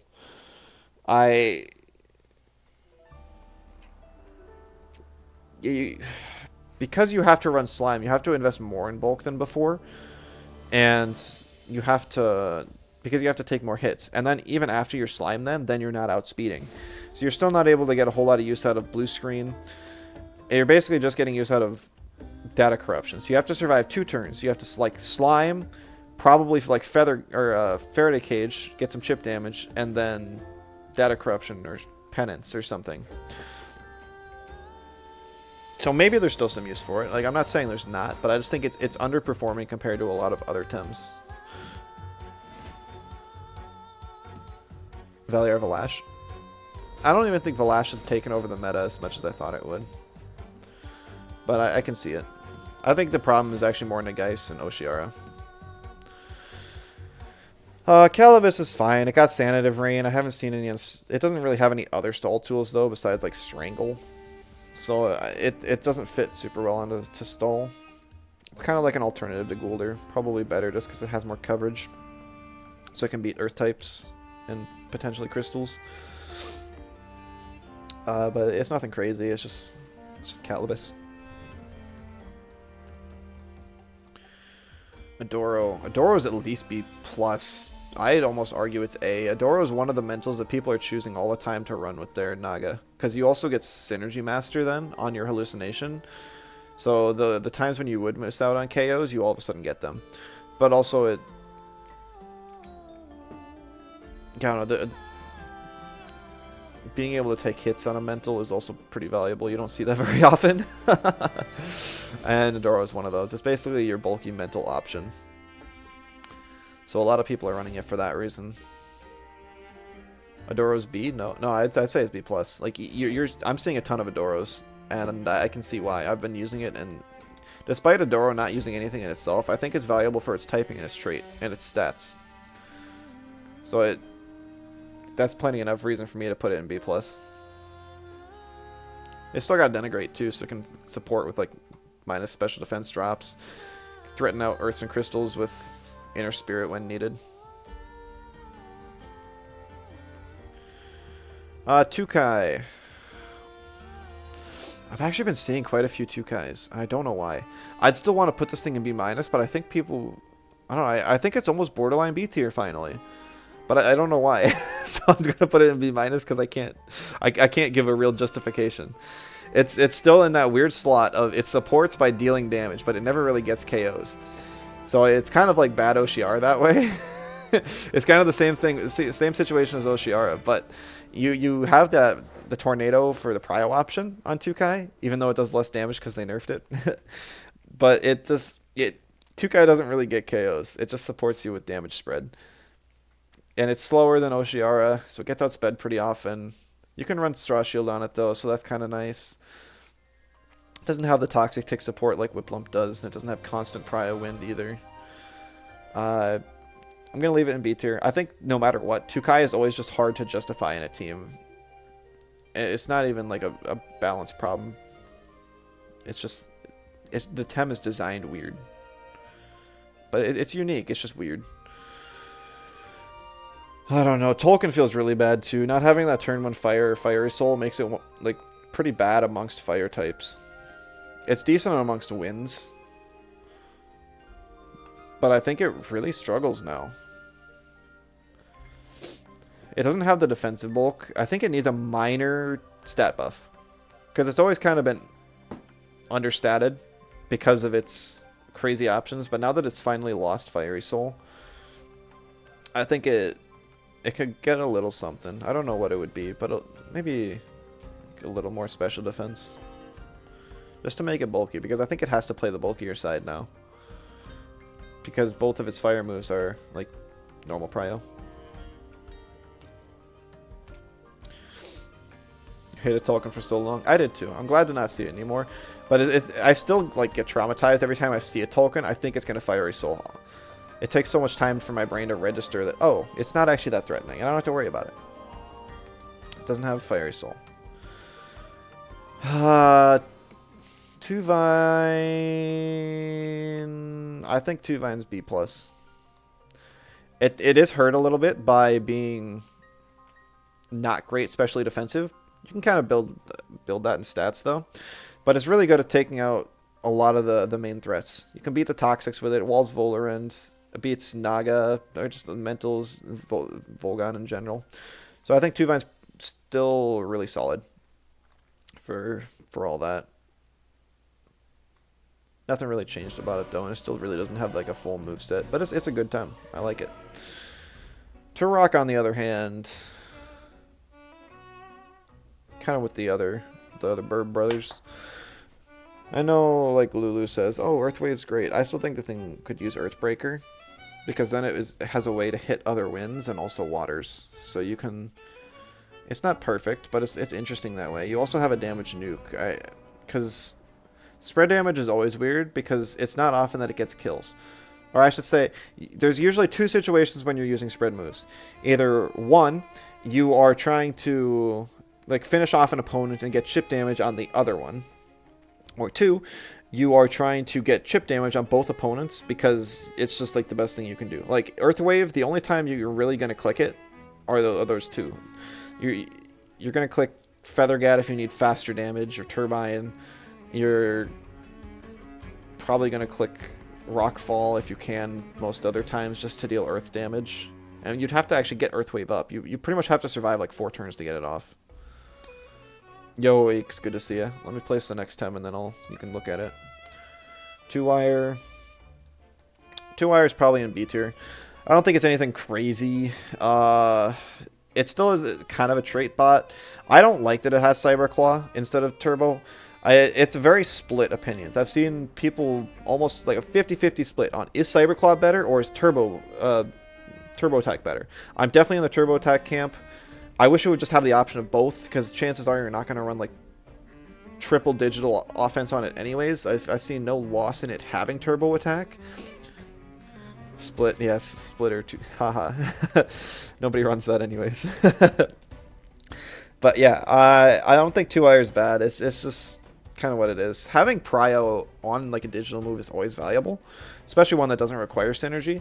So Cyberclaw is far from a bad move, but 2-wire can't be an offensive threat without Turbo Attack being like a high damage option. You're not going to pick up kills with Cyberclaw very often. Like Cyberclaw is not going to kill an Auhi even. And I think that's where you kind of miss out. Also, I'm pretty sure there's a bug. I think it... So, I was playing 2-wire, and Straw Shield wasn't working on it. So, I think there's a bug with Straw Shield and 2-wire, so just beware anyone. Maybe that'll get patched out, but chances are it won't. So, don't put Straw Shield on your 2-wires. I don't think. It just straight up doesn't work. Tutsu... I've seen a few Tutsus, and I don't know why, because it never really does a whole lot. If you look at, like... There's a lot of bad wins right now. Like you got the Barnshee Alti and a lot of the bird friends. So it can't get a lot of value on his win side. And you can't get a lot of value on his melee side either, because melees are also just kind of like floating around B minus because of the mental meta. Tutu will always be kind of a nice support, but the biggest problem is that it doesn't have a nuke for an attack. Head charge was definitely a nice change, and I think on an H-slap team it can still thrive. But that's more of a mid-range type team, and we just don't have that. Like Tutu, Mimit, Tuvine is a very strong combo that's just not going to be great this patch, it seems. But maybe Tuvine's high enough to justify throwing Mimit and a Tutu on the team if you got the right combo for it. I almost wish that there was a 2-hold physical damage melee nuke. Something like Oshidashi that was on an extra hold that they could throw on some of these Tems. I don't know. It's like, honestly, like, Tutu's like the only one that would need that. So just disregard everything that else has like Oshidashi. All right. Kinu's actually seeing some play right now. Just being a faster mental that's able to support some other stuff, especially on teams with Knox and Tort, because it's able to provide hallucination synergy, while also giving like Kaleidoscope, Playful Saps, Revits, and Hypno support. I don't want to put it in well, I think I should put it in B+. Benefactor is really valuable. Also, I think Kinu is like the optimal support for a lot of the bulkier teams right now. And there's really nothing else that can take its place. It functions relatively similar to Valiar, but it's more healing oriented than control oriented. So I do think Kinu is really valuable right now, and I'm going to put it in B+. Volcarine, once again, the last patch, kind of the mid-season, Fiery Ballad got high prio. Straw Shield is back, so it now cannot die to water. Hits immediately. I don't think it's going to thrive this patch. I think it's a bit too slow. And Halacha's favorite Tem? Yeah. I think Volcarine's honestly in a good spot. I'm trying to think. I haven't seen one all patch. Come to think of it, I think a lot of this patch has been very few Tems that I've actually seen. Lots of people are experimenting with the same sort of things. I don't think Volcarine's bad by any means. I just don't think people are using it much. It is hurt a little bit because Ballad does need that wind synergy. But because... And most of you're basically going to pair it with a Wally and potentially Whiplump. And Whiplump means you're going to have to fight for who has the Straw Shield or not. So... I'm sure somebody can build a really solid Volcarine team, though. I don't think it's bad. I don't. Pig. Pig is also going to at least B+. No, it's going to be B+. It got... Div is now +2, and we're in a special meta. So, Div being Divine Inspiration for YouTube viewers who don't know. It's now basically just one leg above Cowren. They're still pretty close, but I think Pig is one leg up now, especially because of like Fainted Curse. It makes teams not want to target Pig, and because like Ren Toxic Spores leaves you with like 10% HP, you're going to have to choose on if you kill the Pig, you're going to lose that Tem, and is that okay? Because you're probably getting attacked anyways. So I think if... No, I mean, it's also got Boozle, and you just put moderate speed invests, and then you outspeed the slow teams, and you don't need to outspeed the fast teams, and you just... Yeah, I think Pig's in a really good spot right now, especially for supporting the stall teams. I don't think Friendship Pig, like, sadly, I don't think War Pig is going to be the play right now, because it just doesn't have that sort of speed that's needed, but it'll be fun to bring back someday. It's the best he's been since the nerf to Slingshot. Yeah, I think last patch was before it changed to like this really fast meta and like with Nagais and Oshiara on top. But I mean, maybe not. I didn't play much last meta, like I said. Pig's also harder to kill than Cowren in general. That's fair. That's because it's only got one weakness. I think Cowren's defensive stats are actually better than Pig's though. Arvile does work for Volcarine. For melees and Earths, but melees aren't common in Earths. I don't think Earths are that common either. Got like Mudrid, sort of size munch. Acronox. Acronox is still just very solid. It is not amazing at anything, but it accomplishes everything it wants to do. Oh, self-hook? Yeah, I don't think that's actually that viable of a strategy. Is really bad. It is not that bad. It's still... You're able to counter stuff like... I guess it's probably because Volcan gets Hypoxia and Inner Spirit that it's not free to just bring an Acronox into it anymore. And it gets countered by stuff like Volarend. But it does also in turn counter Knox, counters Oshiara, pretty much counters Nidrasil, Naga. I think Acronox is still like an amazing Tem just because of its offensive typing. And Sting, which is a crazy strong move. He's never been bad, but right now he feels kind of bad. I think you just got used to him feeling OP. And right now he finally feels more mediocre. But this patch is so well balanced. Like I really do think this is a very well balanced patch for the most part. I think that it still is just a step above most Tems. I was trying to think of like of these Tems, like which ones would be better than it. I think I look at Mooflank and I think it's kind of weird to put Acronox above Mooflank, but that's purely because there's so many mentals that kind of stop Mooflank in his tracks.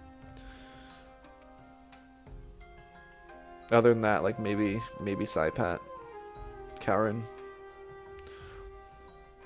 Alright, Koishas I'm going to skip. Might do a couple of them at the end, but I'm not sure.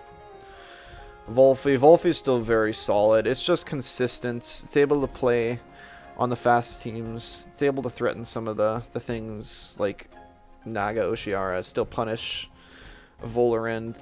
Doesn't have to worry too much about Valash. It's even good against stuff like Tort, Garunder, Piranhians. So I think Volfi's still good. If anything, it's just at least very consistent at what it does still. Volfi not top 5. Well, first of all, the tier lists are not ordered by who's in them, like within the tier list. It's just so. But I don't think Volfi's an A tier. Now people always say, or people say that Volarend is not as good against things that it cannot hit 2x. And they say the same thing about Volfi. Volfi I actually feel that on. But there are a lot of things that it does hit 2x. I don't know. Volfi could be A tier, but I feel like...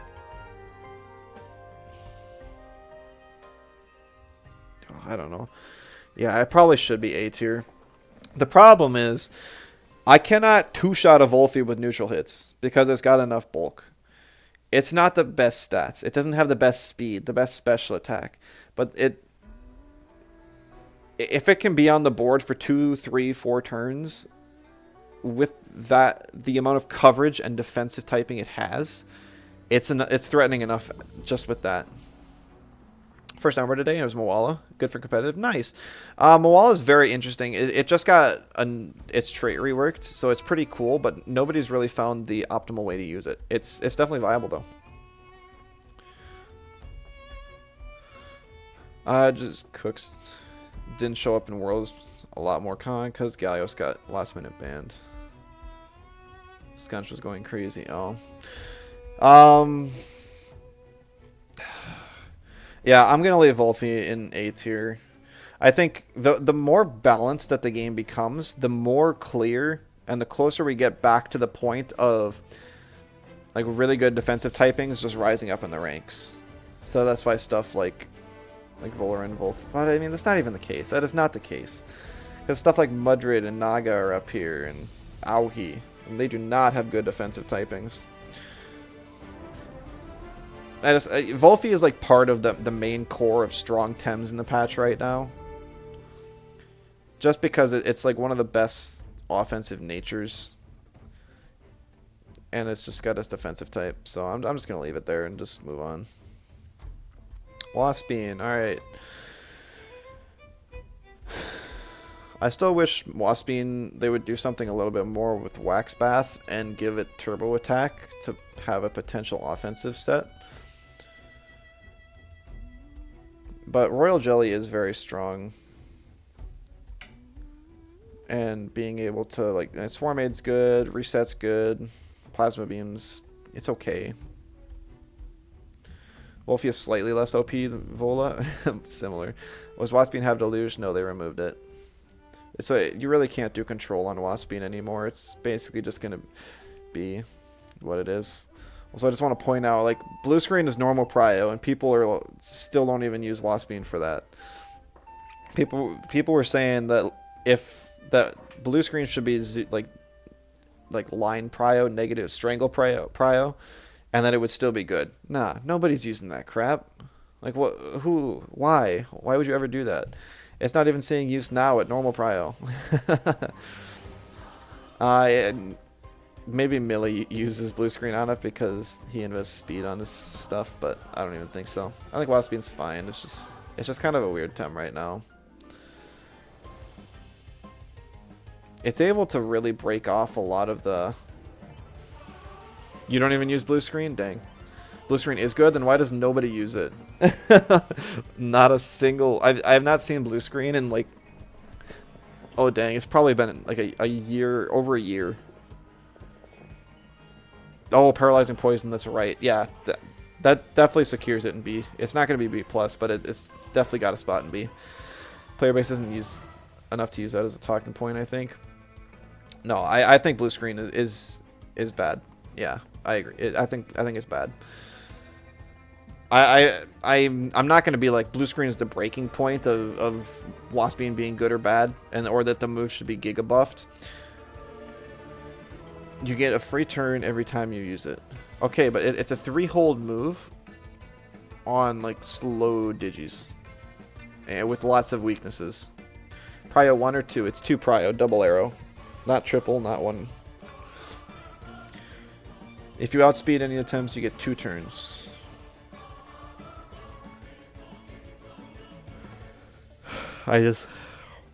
Who's using it though? That's making it strong.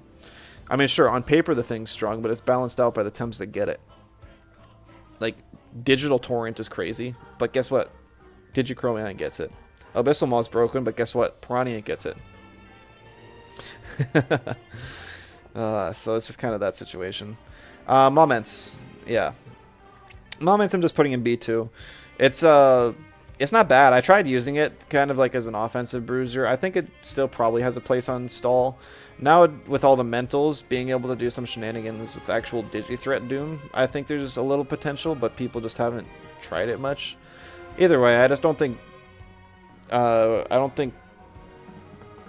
Moments needs to be changed. I do think Viral Combustion should be buffed yet, so that when you get poisoned, you actually don't take the poison damage, so it just burns the poison user. If that were the case, I think it would be a much better counter to stuff like Knox and Vola, right, and Nid.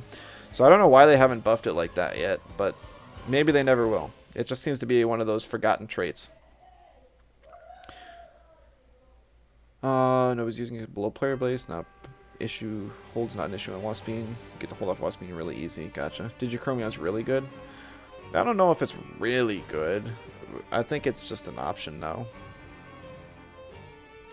Hazrats. Hazrat's actually just going to be in B tier, I think. It kind of gets pushed around by some of the other, like, viable toxics right now. And stuff like Mudrid being viable now also hurts Hazrat a bit. Volfi. It's not as good this patch that it has been in the past. It's, once again, a little bit slower than it probably wants to be. It doesn't have the time to set up lava waves like it normal, or heat ups like you would want to normally, except against stall teams. And even then, it just doesn't have the bulk. You either have to sacrifice bulk and lose against the faster aggro teams, you have to sacrifice speed, and I guess either way you're losing against the faster aggro teams. So there's just no winning with Hazrat right now. It feels like it's not bad. Like, you could probably do a bulky rat, and I bet it would work. Really fun also. Digichrome's best buff was it being 3 prio, since so many turn 1 3 prio moves were removed. That's true, yeah, that is nice. Minotaur. I have not experimented with new Ruminant yet, but it does combo well with spores. I don't think Minotaur needs to be changed. It's kind of been a good tem ever since Hasty Lunge got reworked. I think you could probably do some shenanigans with like a stall, or just a slower pace Minotaur. You got a Bark Shield on Minotaur, it could be interesting. Doesn't have any natural regen, but you could Bark Shield, Side Spore, or Revit, and all of a sudden it actually does something. Ruminant's a bait? I'm sure it is, but I actually played Ruminants last patch a little bit, and it felt pretty good. Like, it wasn't bad.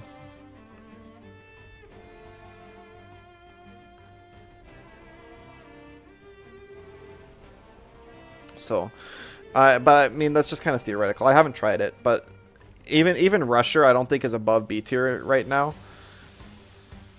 The only thing you'd really want Rusher Minotaur against is like Naga or Vola, but you're still losing against Volarend and...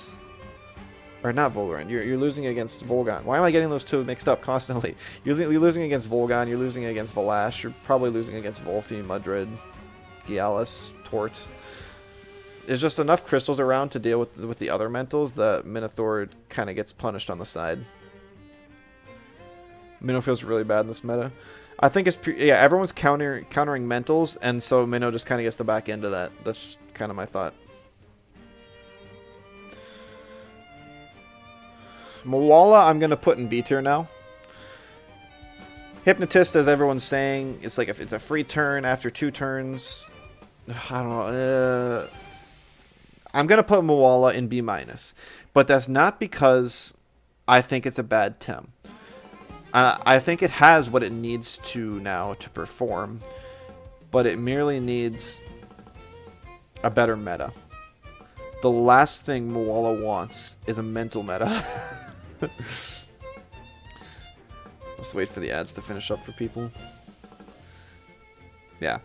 So the last thing that Moala wants is a mental meta, and that's what we're in right now. I do not think Moala is bad. I think new Haka is pretty cool. I think it getting Zen Med back makes Hypnotist way better. And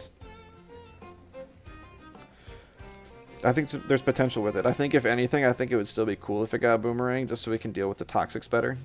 Especially now with Haka, that having a damage, like a full damage set is more relevant. And then you wouldn't have to run a turn 1 like crappy. Like you wouldn't have to run TKS when you got Teko, and you wouldn't have to run double gash when you got double melee moves anyways, because you could just have Boomerang as your turn 1. And you'd also have Prio if you needed it. And then it combos well with Haka. So that's the only change I would make to Moala, if any. You were so excited, but not in this meta? Yeah, I know. And then even if ignoring the mentals, like people are actually running Digichromion and other Digis and stuff, so it's just not the best for it, but it is not bad. Okay. Venx, Venmet, Vental. I think this is like the opposite that it usually is. Venx and Venmet kind of get the back end of the mental meta, and they don't like Venmet is. It wants to be fast. It wants to hit hard, but it's slow, and it has to swap in and out too often to make use of its damage boost. And its special defense is low enough that it'll die to like 2 hard-hitting special neutral hits. And that's pretty much what the meta is right now. Even besides all the mentals, it's just not going to be great. Vental, on the other hand, is a faster mental that can take like Auhi's place. Or even like a Doros. If you want a triple mental core, you could run like Vental, Auhi, and Naga, and I think that would be okay. Along with like stuff like Mudrid and Torts. So and you know, Vental's actually got some solid options now with Phantom Whiplash. I don't think it's anything crazy, but it's an option, and I don't think it's bad. I tried it a little bit, and it did feel pretty good. It's just spiritual swapping in and out. It does have time split too, if you're able to create that space. Maybe Arcane Wrap time split has a place yet, but I don't know exactly. But there's options with it, and I think it's decent. You've been playing Digis with Natna? Please no. Where did I put Tort? I put it in B+. But that's one I'm considering moving up to A. I don't know yet. I might do a couple changes at the very end, but I'm going to wait until the end to do them. So anyone who just scrolls to the end of the video can see why I move stuff. Alright, so Chimerian. I've actually seen very few Chimerians. I feel like there's no reason for this Tem to be below B+, but I just haven't seen it. He's going to be A for sure, but not in this meta. Really? I think Tortnight's really good with Hallucination. Chimerian is, like, Nature type is valuable, Crystal type is valuable, and if you run max speed Chimerian, you can outspeed both Volgon and Nagais. Something that's clearly good that nobody plays. It's almost as if we have more of those. Well, yeah, I was already saying earlier that there's some stuff that, but like, what do you see here that's clearly good that nobody's playing? I feel like this tier list is still pretty accurate for the most part. I mean, if it's just going back to the Waspine blue screen arguments, like, you could look at the last meta, or the meta before that, or the meta before that, and people still weren't playing blue screen Waspine. Tell me a meta that people were playing blue screen Waspine that wasn't the turbo Sea Deluge meta. Really good, but not A at the moment. Yeah, I mean, I feel like it would be pretty good. I think the problem is you have to run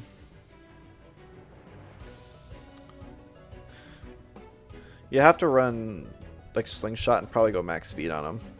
That's probably the play, because you need to deal with like Aeter and Mudrid. And then you kind of lose out to Volarend and Knox, and even Volfy that way. If you couldn't reply on time, I try and be quick about it. I don't have a bot that does it. You feel like chroman is really, really good? I don't think it is. It gets outsped. The meta's too fast for it. Arachnite got hallucination. I tried it. It's underwhelming. Arachnite's not bad, but there's like two typings that Arachnite doesn't want to face with adaptive, and that's mental and digi. And mental's very common, and digi's also relatively common. So that's kind of rough. I did try digi protect to thinking I could be a good support for the mentals on a team, and that didn't perform well either. It was okay, like double overclock and threatening with some fast cozy nets and harmful microwaves is kind of nice, but Arachnite also kind of gets punished by all the anti-sleep control that everyone's running for the mentals. So I just don't think it's going to be crazy. It's not that it's not an option though, and getting anytime you can get +1 special attack for free and a free resist on anything that's not two typings is pretty good too. Spider was your son before the changes to his trait. I agree. As soon as they got overclock, I was just like, yeah, let's go. And then they changed it the same patch in the mid-season. Since nobody's ever playing it, doesn't mean that it's an indicator of strength. There's so many good strategies in the game right now that nobody has discovered. I don't know if I fully agree with that. I'm sure there's some, and I do, and I'm not using it purely as like it's bad because nobody's using it. Like I still think Grumpers is very good, and people just don't play the thing. But like I think a tem and a move are two different things. I think if a move can't even justify being slotted on any of the tems that it's on, that's a sign of a bad move. I think any time that a tem isn't used, then you got to look at it's usually a bigger issue. Like Volcrane wasn't used for the most part, and then Plat comes out with like self hook and Gulder Worlds or whatever. And like sure, those two would have been considered like C tier tems at the time, and he came out and got like third. And he did like some crazy unexpected strategies, but that's not a move. It's not like he used something unexpected. He used a tem in the way that it was like more or less. I don't know. I think a move is foundationally different than a tem. A tem in itself has like 10 different options, 20 different options of moves that you can be creative with. A move is just one thing, and that thing is either good or it's bad. And now it can be good in some situations and bad in others. That's certainly possible, but you're not going to have a move that's just like, yeah, you can use this and it's going to be like an overall good move. It's either going to be like niche or it's going to be like consistent sort of thing. And I don't think blue screen offers that sort of consistency that makes it a good move. Don't think blue screen is bad on Wasp Bean. Just it's personally what you want to click. Yeah, I mean that's fair. But like you get utility out of all 4 of your other moves. Plow out of 1 world with no Volcrane. We'll never know. Monko. I don't know. I don't like Monko. It's too slow. I almost want to put Monko in B-. Like, I think the only thing Monko does right now is it counters other digis if you put Straw Shield on it.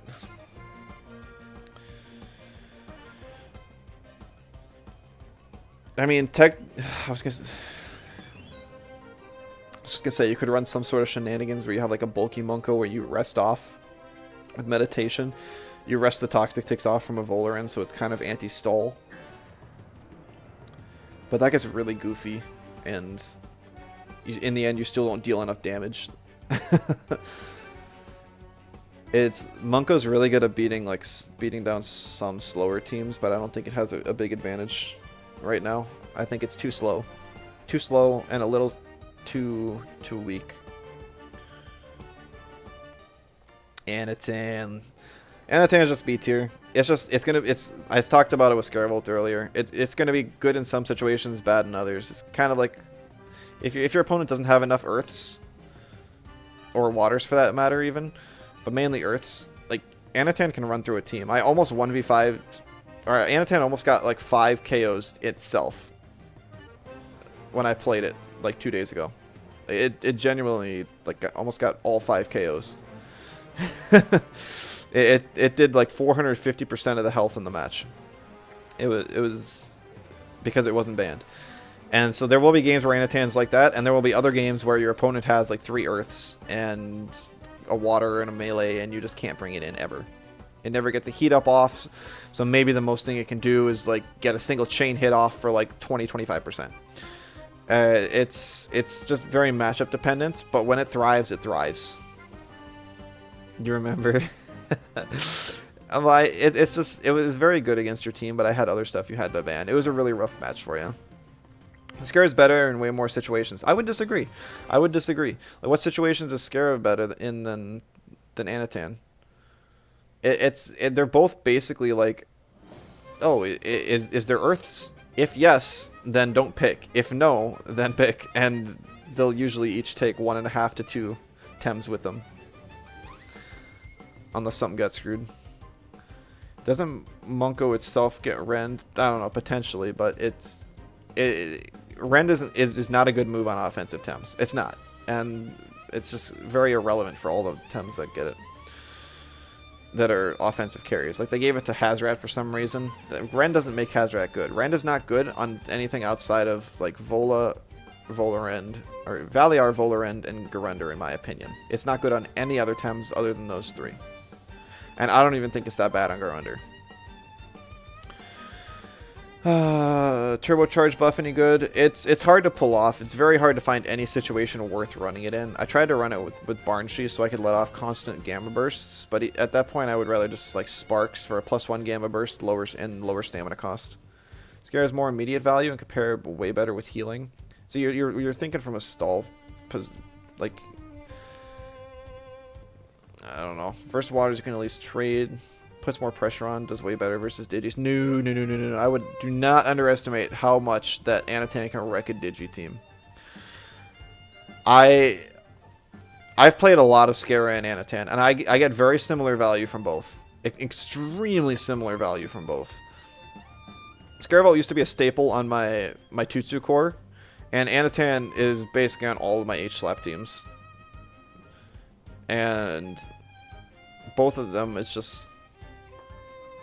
I think they both get similar value, and I think they're both good, and I think they're just not insane. I think they're both in good healthy spots.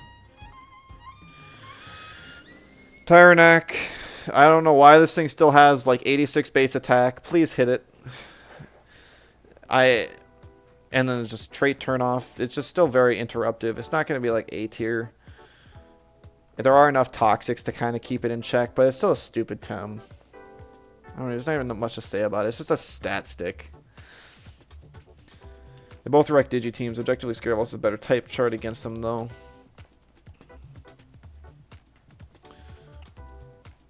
Nah, maybe. I don't know. Depends on what you're banning. Because most Digi teams are... Yeah, I don't know. Intimidator turned off Arvile. I mean, that's kind of irrelevant. Overall, Tyrannak is still just really, really strong. Having a unique aspect of being able to turn off traits is valuable, as well as an incredible defensive typing. Decent turn 1 options nowadays, and strong options otherwise, and just insane bulk. Like, I can't, like, even Knox bombing this thing with Piranha, it does maybe 40% at max attack. It's pretty stupid. Volgan. Volgan's definitely an A tier. So new Volgan's really cool. It's really fun, but it is very strong. 110 base special attack is absolutely nuts. And being able to have a spread option like Ampere is also pretty crazy. It still has prio option with DC beam. I don't know what sets people are running, to be honest. When I tried it, I just tried it with quad coverage because I think that's fun. I think you could probably run T-Strike, DC Beam, Ampere, and Inner Spirit, because Inner Spirit basically allows you to hit the earths and crystals that you weren't able to hit before. And you'll outspeed a lot of them and kill now. Volgon's cracked. There's just so many earths right now. But the reason there are so many earths is 1, to resist toxics, and 2, to deal with Volgon and stuff. So I'm not lowering Volgon's tier. It's definitely strong. Probably should get nerfed. And Vash, yeah, I always forget Vash because it's just... Still can't tell if it's actually good or not. The reason I put it in A tier for now is because it's going to be OP as soon as the turn 1 meta passes. And we go back to a more mid-range centered one with speed control. And you can actually invest bulk in your Valashes. And last, and probably least, Galios. No, I don't see a whole lot of Galioses. I know they changed this trait a bit. I think it's like back down to 5, but only does 30% now, so it's less of a trait. I think Galios still needs a different trait. It doesn't have Jinx Whisper, so it doesn't get to take advantage of that. I don't know. I'm gonna put it in B-. I think. In addition to that, Acro, Volfi, Galios, Cowern all have so many benefits. You guys actually like Galios? I'm trying to think. So I feel like it doesn't get a whole lot of value. It has Jinx. I thought they got rid of it. I thought they got rid of it.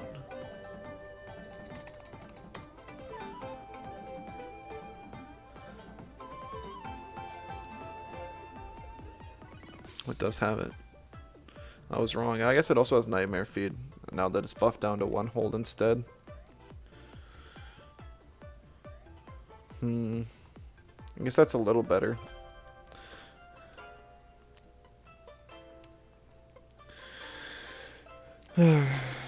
Galios kind of lost in the sauce. Everyone playing Earth and Mentals instead of Galios. Is Jinx actually good on Galios?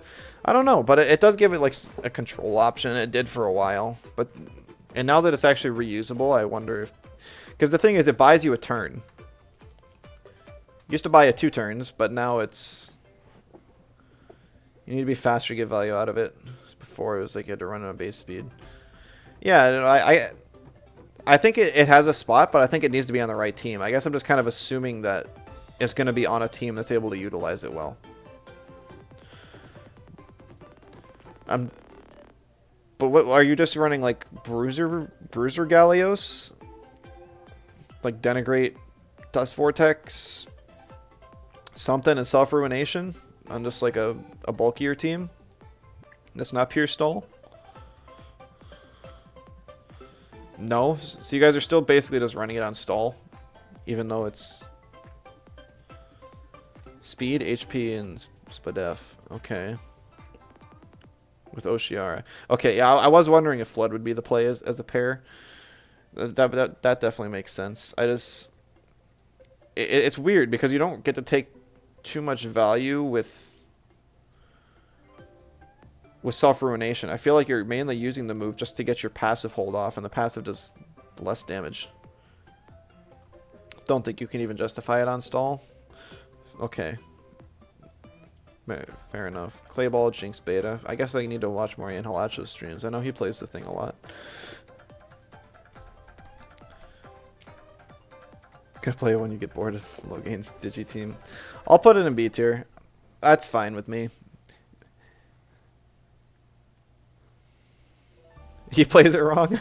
I don't know. I really haven't seen a lot of Galiosis, so I don't have a strong opinion on it. It's a Tem I've never learned very well how to play or play against because it came out so late, and it's such a weird playstyle that I'm not a fan of.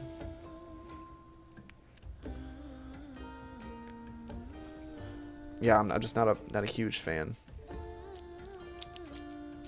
All right, so I'm going to do a couple of the Chromions and Koishas now. Not a whole lot. Not a whole lot. We'll do Digichromion. I think Digichromion's B tier. I've tried it and it feels too slow to get a whole lot of value. Like if you run it offensively, it's okay, but it's not great. And if you run it like as a support like I tried, then you're just you're kind of missing out. The problem is it just gets outsped by a lot of things. Like, you're going to get outsped by the Geist Hallucination, you're going to get outsped by Oshiara, you're going to get killed by Volgon, outsped by DC Beam, outsped by Mudrid, outsped by Auhi. You can't kill Piranhant and it'll kill you. Get speed controlled by Gzuma. There's just a lot of things that it can't really deal with right now. You beat Naga with Darkness. Well, it's not like it's a 1v1 game. But I can see that. What do you do about the Volgon? What happens if they have a Psypad or an Oshiara? I'm gonna leave it in B tier. But it's at least viable. I don't think it's good. I don't think it's bad.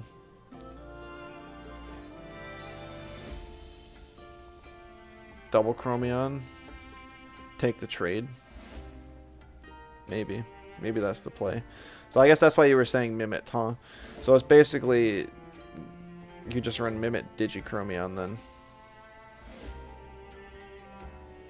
Boys top 5? No.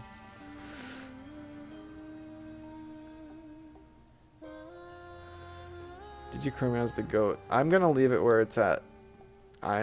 If you guys believe it, that's fine, because then you guys can beat all the people who believe me and put in when I leave it there.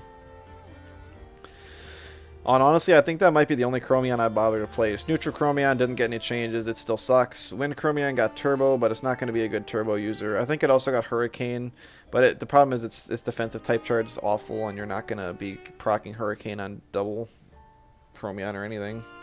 Earth Chromion got Tesla Prison. You could try some shenanigans where you have like support Earth Chromion with Straw Shield so you can survive, but not doing damage on Chromion feels pretty bad. I've tried support Chromion a lot of times and it just is not great. Water Chromion's valuable. It's got a good enough typing, and Straw Shield's back, so we might see it some more, but it's not crazy. Fire Chromion is like probably the go-to one for Hellfire cores and just in general. Nature Chromion's got the good defensive typing, and now Amphiteur's back as a partner, but you don't have Prio on microwaves, which really hurts.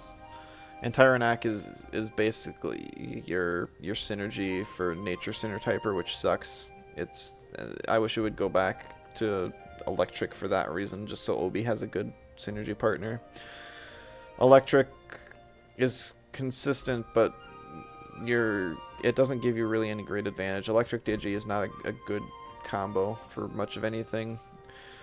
Mental Chromion got Mental Torrent is basically just Emanip now, which is kind of weird.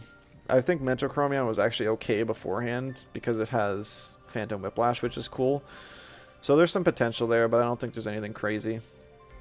Melee Chromion, it's gonna get outsped. It doesn't have any prio options. If you're facing slow teams, it can still dominate pretty well, but it's just too inconsistent. Crystal Chromion is the weirdest change ever. They gave Crystal Torrent prio, and then they also gave it Crystal Dust, as if that matters.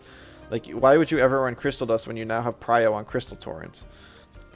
It's almost like they don't have anything that exists to give Crystal Chromion, so they just kind of they tried, but it's still leave it in the dust. If you give it like +1 special attack on or +1 speed on Crystal Torrent, maybe something. I don't know. Probably not special attack. That would be awful. Maybe speed. Maybe speed. But even then, that's really sketchy. I just don't know what you would possibly do to make this thing viable. And Toxic Chromion, I tried it. I thought it was cool. It's just, it can't reach the speed tier that it wants. I'd almost rather they actually, like... I wish they'd take some damage out of Toxic Torrent and then give it prio, so that the Toxic Tick can go ahead, so you can have a fast Venom spread team. I think that would be really cool. But as is, it's just not going to be it. Fire's better than all C tiers. Oh yeah, I'm just not placing them. It's not that they're not on the tier list. It's that I just don't feel like placing them because they can really clutter up the tier list. And most people aren't even going to run them. It's basically just going to be Fire and Digi right now. An occasional Mental and maybe Toxic Chromion if somebody's like doing it. But Yeah, I mean, I'd probably say like neutral C, wind is probably C, earth is probably B minus, water's probably B, B plus. I don't know if fire is B plus. It's probably just B. I think it's hard to use anything. It's nature B minus, electric is probably B minus, mental B minus, melee is probably B minus, crystal is like D tier. Like if I was including the chromion types in my worst tem in the game, it would probably still be crystal chromion. Toxic chromion is probably B minus too. I don't even know about the Quaishas here. Like, I think I'm actually going to leave all them down here as well and just talk about them real briefly. Water Quaish got Fluid Barrier. Still not really relevant. It's nice that it got a little bit of something. Maybe somebody could try cooking with Stall for it, but water is already a nice enough to... I don't know. I don't think it's going to see any more use. It's basically its best use is just fast with double cold geyser. Neutral got late torment, so you could try and do some late torment shenanigans now. So if there's any late torment believers out there, it might be worth a try. But I don't think it's going to be that great still. Wind is, you got the double cold or ice cubes yet. Now they actually do a little bit more damage. Might be worth trying to bring that back. Earth Chromion got Stonewall for some reason. Once again, trying to gear it towards Stall. I don't think it's going to be a good option for it though. Fire Quaish is meant to be more damage. I wish Fire Quaish had a support move of some kind. I was looking at its moveset and it really doesn't have any support moves. It has like Hypno and Zen Med that all the Quaishas have, but it doesn't have any fire specific ones. No way to apply burn or anything. Kind of disappointed. Nature Chromion still your cheese option. Electric Chromion is kind of nice, but it lacks the high damage nuke. If this thing got Paizo, I think it would be better. I don't think it has Paizo, right? I don't think it does. Mental, another damage option. It's very nice to have Naga's typing without having the weaknesses of it with Iridescence, but it's just going to be very team specific. And I mean, if you want an extra mental without the weaknesses right now, you could absolutely consider it. But I think if you stack too many mentals, you're going to really struggle against crystals. And even though Ice Cubes got buffed so that, or it got changed so that now you can run Slingshot and get the bonus from it, it's not that great. It's an option, but it's not great. Digicoish is still probably the best one just because it's very consistent and Digityping is valuable and you can apply ticks with Faraday Cage. And you got like Prio with Cyber Claw. You'll see it sometimes, but it's not going to be crazy. Melee got Haito back, which is nice, but it's an odd Tem to try and make work. You'll probably just run Psypad anytime you'd want it. Crystal Chromions, or Crystal Quaish still also kind of sucks. They give it like Diamond Fort, I think, and it's kind of about it. Sharpening, that was the other one. So it's got like offensive and defensive options, but it's just like you need to get holds off and not take any damage. Now people might ignore it, but then you're still out of stamina, so it's just weird position. Toxic Quaish is pretty solid as well. I've seen, I think this is East's favorite typing. It's decent. It's not great. You get the offensive coverage that Platimus had, and you get to avoid like the very few weaknesses it had, or you can go like Synergy Adept and I don't know, whatever synergies you'd want you could have on it. Seems okay. And in general, I'd place water in like C. Neutral probably B minus, B minus for wind. A C, Earth would probably be C. Fire probably B minus. Nature probably B. Electric B. Mental B. Digi B. Melee C. Crystal C. Toxic B minus. If anyone wanted that quick thing. Alright, so that was like a quick run through of the Quaishas, but now I'm going to look at the list as a whole. Okay, I can't scroll through all of them. There we go. Ish. Can't quite. Okay. So I wanted to make a couple changes here, just through discussions I had with people throughout the stream. So one of them is I'm going to be moving Cowren up to B+ tier. I'm going to also move Psypad up to B+ tier. I'm going to move Tord up to A tier. I think those were the three I wanted to do. Then I'll explain them.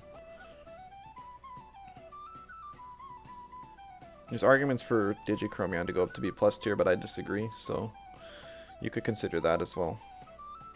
Okay, so Tortonite, it really is a menace, and it does have the same bulk and stats that it wanted before, but now it has like the offensive options it wanted. So and Crystal Deluge being back on 1 hold is very valuable. So I think it's strong and definitely belongs to be up here with the other A tiers.